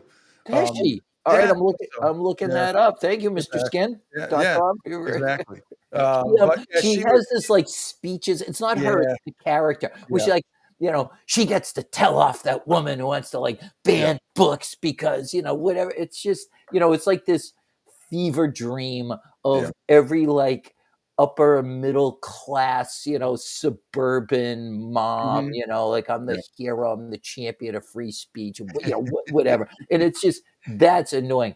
But I just, as treacly and over the top, like sugar coated as it is, every time I watch that ending, I'm like Ellen DeGeneres if she was getting pepper sprayed, like just waterworks. Like I make a scene. I watched some of The Natural for the first time in a while. I remember the first time I watched The Natural, and I was like, can any more bad shit happen to Robert? First of all, when I first was watching it, I thought Robert Redford was completely miscast in that movie for that particular guy. Then it kind of grew on me the second time I watched. But we talk about shit that happens to athletes, and all of it they bring on themselves. This guy didn't do anything. He got killed throughout the entire movie. Yeah, one of our English electives when I was in high school was mythology. And among the books that you could read was The Natural, because that's what it is. The whole thing is an allegory to the great myths, the sword that was broken, his bat snapped, whatever. And at the end, it's a tragedy. He ends up striking out, or it's all over because that's how so many of like your epics ended. But it's Lawrence Kasdan. He knew intuitively that like we've sat here for an hour and 50 minutes. We want to see the But every woman he came in contact with wanted to kill him. Yeah. Well, except Glenn Close, and there again, you've got the good spirits, the evil spirits, whatever. One of my favorite little parts in there that it was Barbara Hersey, right? And her characters, I believe her name was Harriet Bird, was that her name? And there's one little subtle part where when he strikes out the whammer next to the train tracks. Yeah. That was a great scene. Oh yeah, and she's been eyeballing the whammer, the doppelganger for Babe Ruth the entire time. And then the strikeout happens, and she just flicks her eyes towards Roy Hobbs, and like, okay, that's her target from there. And, that's just great. And it again, as much as I decry like the sappiness of a lot of the way baseball is covered and the way other sports aren't, one part that gets me every time when he's sitting in the hospital room, and Glenn Close is talking about how how much he's inspired boys, and he's talking about his dreams, and he just being shattered. And he says, "I just wish my dad." God, I love baseball. That I agree with you. It got me too. Absolutely. Yeah, I love baseball, and except a few years ago when it was the 7th inning and it was 10:30 at night and the game was 4 hours long or whatever. So. All right, let's get into a little NFL news yesterday. I'm not surprised the Patriots traded Milton. What they got back for him, initially I was like, that's it. But then I read Mike Giardi's little blurb. I don't know if you saw it. So when you factor in that Rich Hill modified trade chart, which everybody uses now, even in a lot of front offices, the Patriots picked up an extra 9 points by acquiring pick 171. You pair that with the later third rounder, which is 77, with the second rounder, which is 38, and the Pats can climb to around 25th overall in round one. Seems pretty good. Seems pretty good. Yeah, I think we also, our default setting as Boston fans, Patriots fans in particular, is to way overvalue our assets. Yeah. This is a guy who played 4 quarters or 3.5 quarters against Buffalo, looked really good. I saw him many times in training camp. His arm talent was off the charts. I've never seen anybody be able to just casually flick a ball and have it fly the distance it does. He's like metahuman. He's like one of the X-Men. Like, his arm is incredible. But again, he was like a late 6th round pick. You know what I mean? Like, he didn't scout all that well. He'd been in college a long time. Well, I mean, I watched him at Tennessee a lot, and he was the ooh and ah guy. Oh, you love him, you hate him, all in the same game. That's the way he was. Because up here sometimes, I mean, the raw talent is ridiculous, as you said. We all know he can throw. It's just sometimes, reading defense. That aside, the amount of time he got in, and not just the Buffalo game at the end, but when he got in, he didn't make a lot of mistakes last year for the Patriots. I mean, not that he had a whole lot of time to play, but I didn't go like, wow, what's he doing? He shouldn't have done that. He was really, really good when he was out there. Right. Yeah. He never threw that pass. And even in training camp, we just went, oh, what was he thinking? Well, that explains that. Having said that, he was a rookie. Like, they have him under control for 3 more years. Like, at some point, someone's going to be desperate. Dallas wasn't desperate. You could have held some team over a barrel. But again, Mike Vrabel's not dumb. Elliott Wolf is a legacy in this position. I have to trust that these guys know what the market was for him. And I have to think that they evaluated him and said, he's not our long-term solution to anything. Let's maximize, our return when we can. Again, going back a few years, everyone in Boston was outraged that they only got a 2nd-round pick for Jimmy Garoppolo. Jimmy Garoppolo, to that point, we just mentioned Milton played 4 quarters, had played 6 quarters of NFL football, 6, and went to Eastern Illinois. And he looked terrific for those 6 quarters.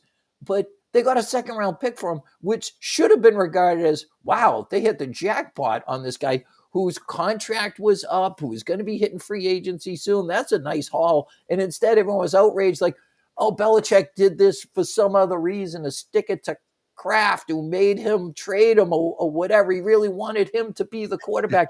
It's insane. And then it's said enough times that the narrative becomes accepted fact. Yeah. You can't question it, So we're hearing the same thing about Milton. Like, is it just every time the Patriots trade a backup quarterback that somehow they're creating, they're negligent? Like, this is malfeasance. We should be calling the Federal Trade Commission to have them hauled away and zip tied around their wrists. Like, what are we doing here? It's just, so listen, I was excited about Milton as a backup, but I think the reason they went and signed Joshua Dobbs, who's got, I think, 15 career starts and, 2 more career touchdowns than interceptions, your typical backup. I just think it's because they feel better about him if Drake May has to miss a game or 2 than they do Joe Milton. It's the only explanation. I don't know if you're in Foxborough yesterday with Josh McDaniels or not, and if you heard what he had to say and what you thought about, it's a lot of generic stuff. The Stephon Diggs, did you hear what he said about Stephon Diggs? He used the word unique about 4 times in the first 10 seconds, and which tells me diva supreme, which I expect out of a wide receiver like that. And he may very well be. And here's how I feel, not just about athletes, but about everybody in life. Well, the best piece of professional advice I ever got was from a comedy buddy of mine who said, it's a pie chart and every piece is the same size. So You have to be funny, but also be easy to work with. Show up on time, do the time you're allotted, that kind of thing. And I really think that applies to everything. With athletes, some of them are colossal pains in the ass. It's fine as long as your pain in the ass piece of the pie is equal to your production piece of the pie. And the example I love to use, David Ortiz, never wasn't complaining about his contract, was never at a moment where he wasn't like beefing with an umpire, complaining about his calls, breaking into a press conference to complain that the official score took an RBI away from him. Then it hit a grand slam against Detroit in the 8th inning to tie a postseason game. And you go, okay, he can be as big a hassle as he needs to be. That's fine. Remember, they used to complain about the Jordan rules. Yeah, they had special rules for Michael Jordan because he was Michael Jordan. Stephon Diggs can be that guy because he had 6 straight 1,000-yard seasons and was on his way to his 7th straight when he got hurt. And I also think he works his butt off. He's impossible to defend.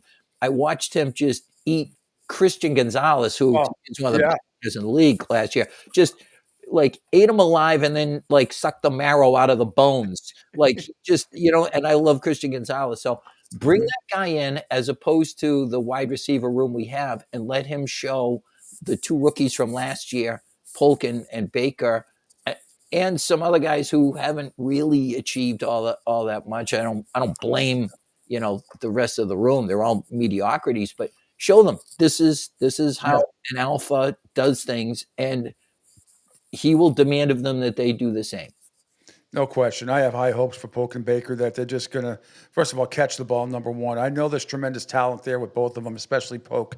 I couldn't believe what I was watching last year, him not being able to get open. And then when he did get open, he dropped too many balls for my taste. But hopefully, like you said, that Stephon Diggs will have a meaningful impact on some of these guys. And because he's going to get doubled a lot, those guys should have ample opportunity, along with the tight ends, to do some damage. They should anyway. Yeah, one can only hope. And to go back to McDaniels, I think if there's a coordinator in the league capable of taking these parts, some have overachieved, some have achieved nothing, some have underachieved. When I say overachieved, I mean like Pop Douglas. I don't think anyone has expected him. Kayshon Boutte's had his moments. I think if anyone can take these parts and figure out a way to make them work, it's Josh McDaniels. And when he left for Vegas, personally, I was like, okay, I'm fine. Let's move on with that offense, from that offense. It's been here. It served us really well when we had a quarterback running it who knew it, who had perfected it, who had been with it his entire life. But it left so many receivers in the dust. So many guys couldn't ever figure it out. Chad Johnson, who was a perennial All-Pro, caught 16 passes in a season, including postseason. He had 1 touchdown all year.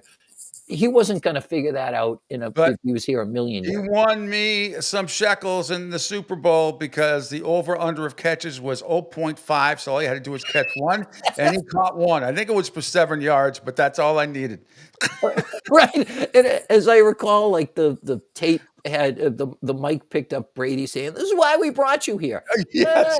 No, it's not, Tom. Respectfully, no, it isn't. We brought him here for a lot more than that. But he was never going to figure out. But then a guy like, Julian Edelman, mastered it. Rob Gronkowski knew it inside and out. But it's left so many receivers in the dust that I was like, let's come up with something where other teams have, where you run this route, you run that route, whatever, you break off you go into your break 8 yards out, that kind of thing, so that we don't need every receiver to be able to solve Fermat's last theorem just to get open in a zone. But then I got to look at last year and I realized, the last couple of years really without McDaniels here. So Matt Patricia and Joe Judge and last year Alex Van Pelt, and I realized, what? It's not necessarily the system. I think it's about it's about how you teach it. And I think McDaniels kind of said that, reading between the lines about, you have to use different language, there's different nomenclature, whatever. I think his example used like, one offense, this is an apple, and another thing, it's a tomato. Great. But it's still football. There's really only so many concepts that you can have. And I trust that with his experience and what he was able to do with 2021 Mac Jones, right there, that cemented him as an amazing player. Once he left, Mac Jones went right off a cliff. People forget they were 7-2. They were the 1 seed.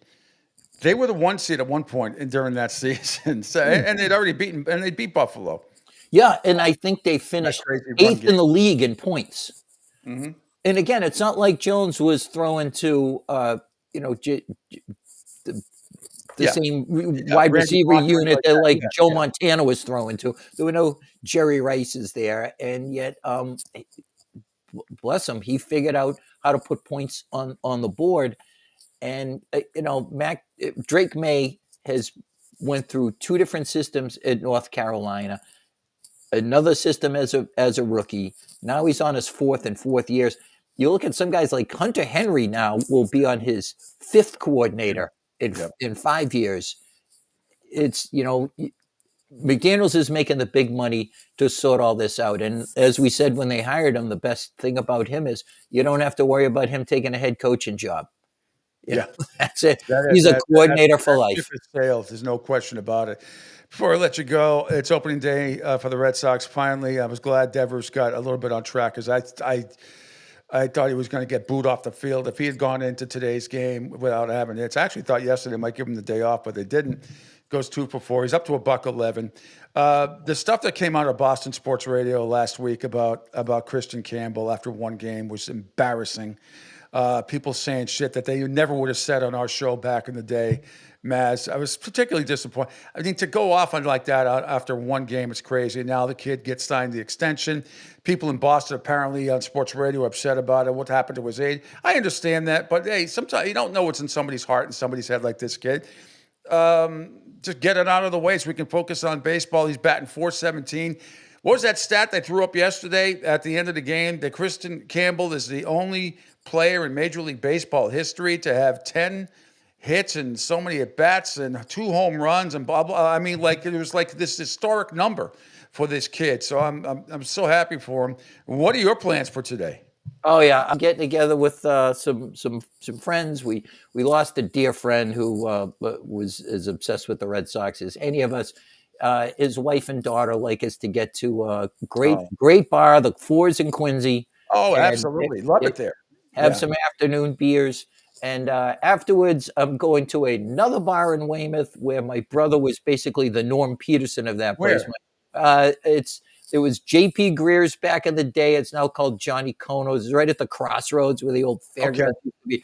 Like our neighborhood tavern. But anyway, it's my late brother's birthday. So same kind of thing, getting together and just a way to keep someone's memory alive. The fact that opening day is coming and all this, it feels like this is a special day. And to all the Boston media people that are still operating off the same template from the 90s, from the 90s backwards.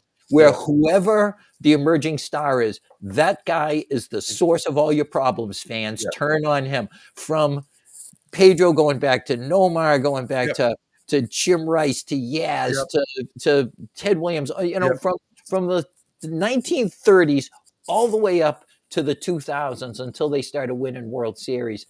These knuckleheads are still pushing the same narrative. Everything you like is terrible.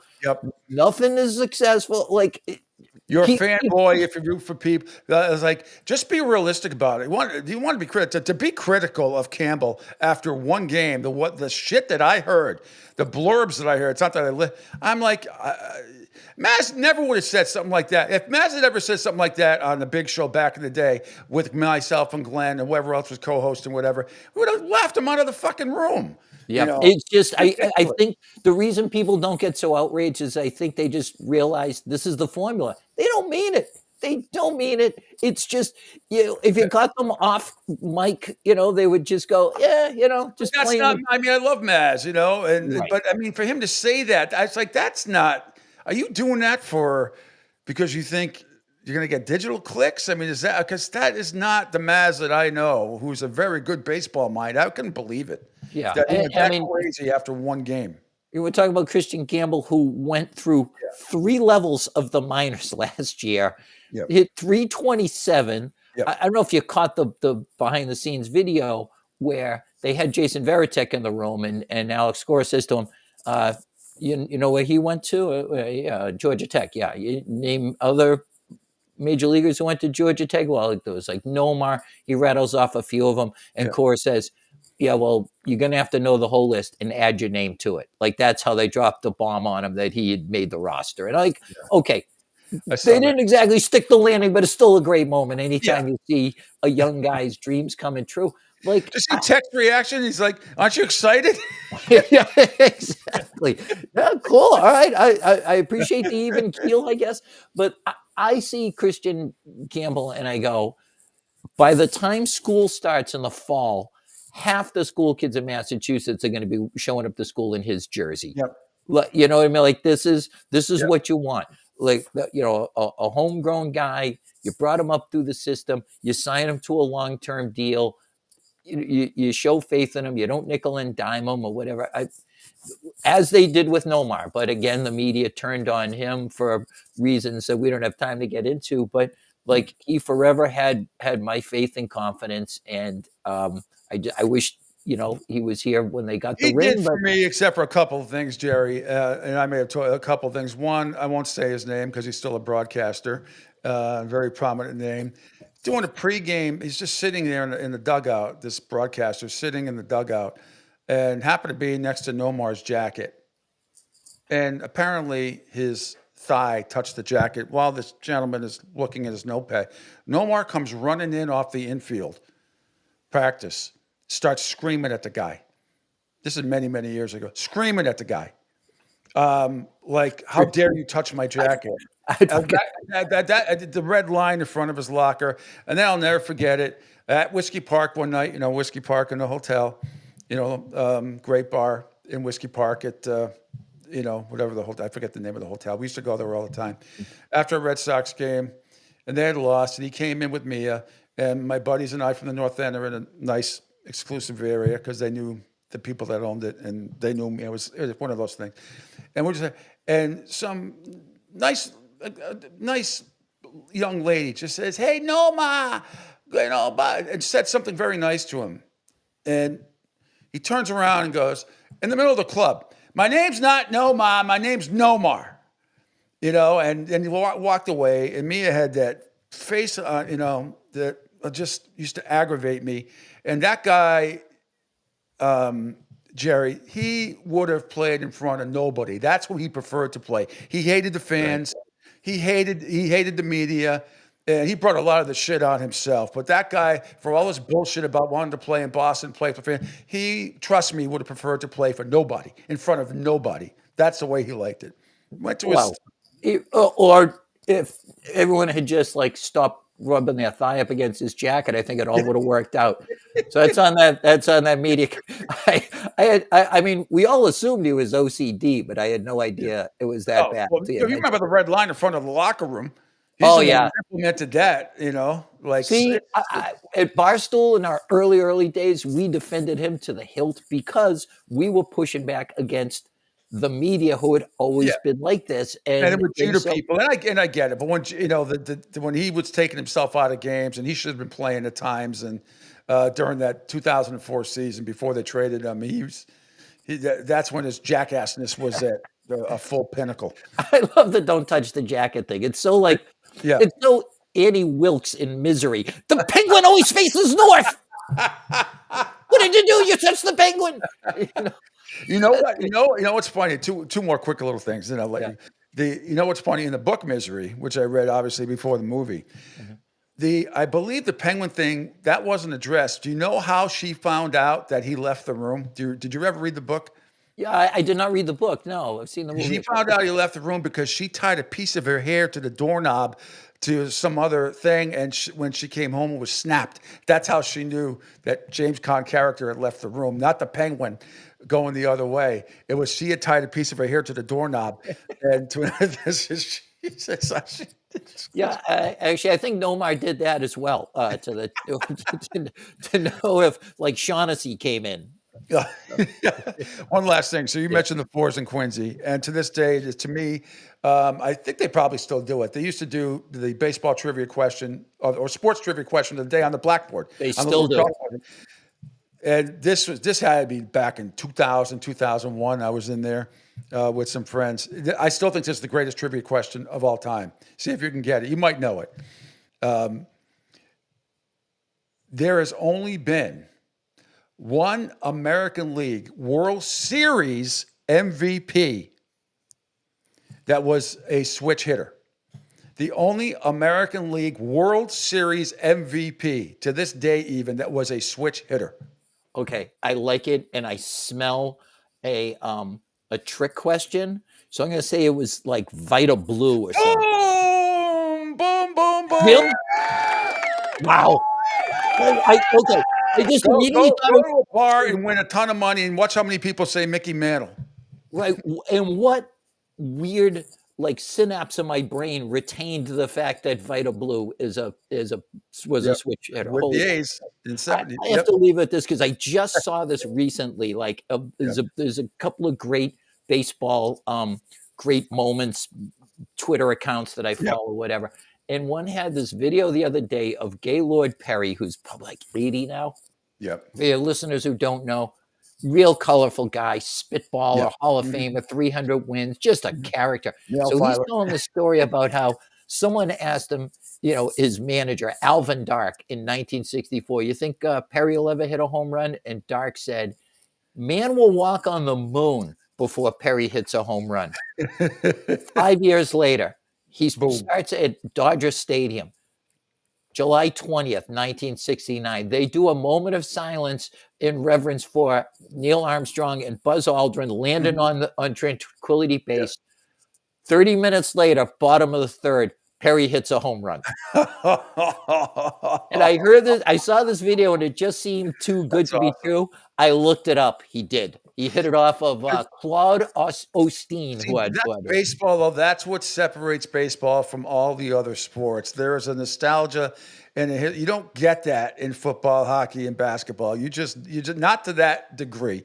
You just don't. You don't hear stories like that. Right. There's a magic to it that doesn't require cornfields and speeches and you know what I mean? And all that, George F. Will stuff. Yeah. Just the game itself, the way things play out, you realize is either something about that game that makes it special like that, or else we're living in a simulation. And I think maybe that could be too. Like we're all just in the Matrix, and once in a while there's a glitch and something like that happens. Jerry Thorne, I'm going to send you out, and trust me, another tingly moment here. Gave you the open as an intro, going to give you the close on the way out here. Thank you so much. Enjoy your day with your buddies at the Fours and other places in the South Shore today of Massachusetts. Thank you so much. Anything you want to plug before you go besides being great on Barstool Sports, and now you can get your books? Yeah, From Darkness to Dynasty, the early history of the Patriots, and Six Rings, which speaks for itself. And to thank you, Pete. Southwest Florida is paradise on this earth. Thanks to the lovely Elaine and your friends and the bars you took me to. I can't wait to come back next year. Can't wait to have you. All the best to you and Andy and your entire family. Thanks so much. We'll talk soon. All right, there he goes. Jerry Thorne from Barstool Sports. Angel Martinez, a hell of a show today. Thanks to Jerry Thorne. Thanks to Mick Colagio. You are off to the women's Final Four. I still want you to try to aggravate Gina Auriemma and get a good soundbite for the show on Monday, if at all possible. I think it'll be UConn and South Carolina, and the Huskies will take it home. Beckers, surprise, surprise, she'll be the MVP. I believe so as well. Oh, go ahead. All right, my friend. Well, thanks so much, and we'll be back on Monday at 7 a.m. here on the Pete Sheppard Show on the Coastal Sports Network. Have a great and safe weekend, everybody. Go Gators. Take it down, baby. We'll see you and talk to you Monday. See you.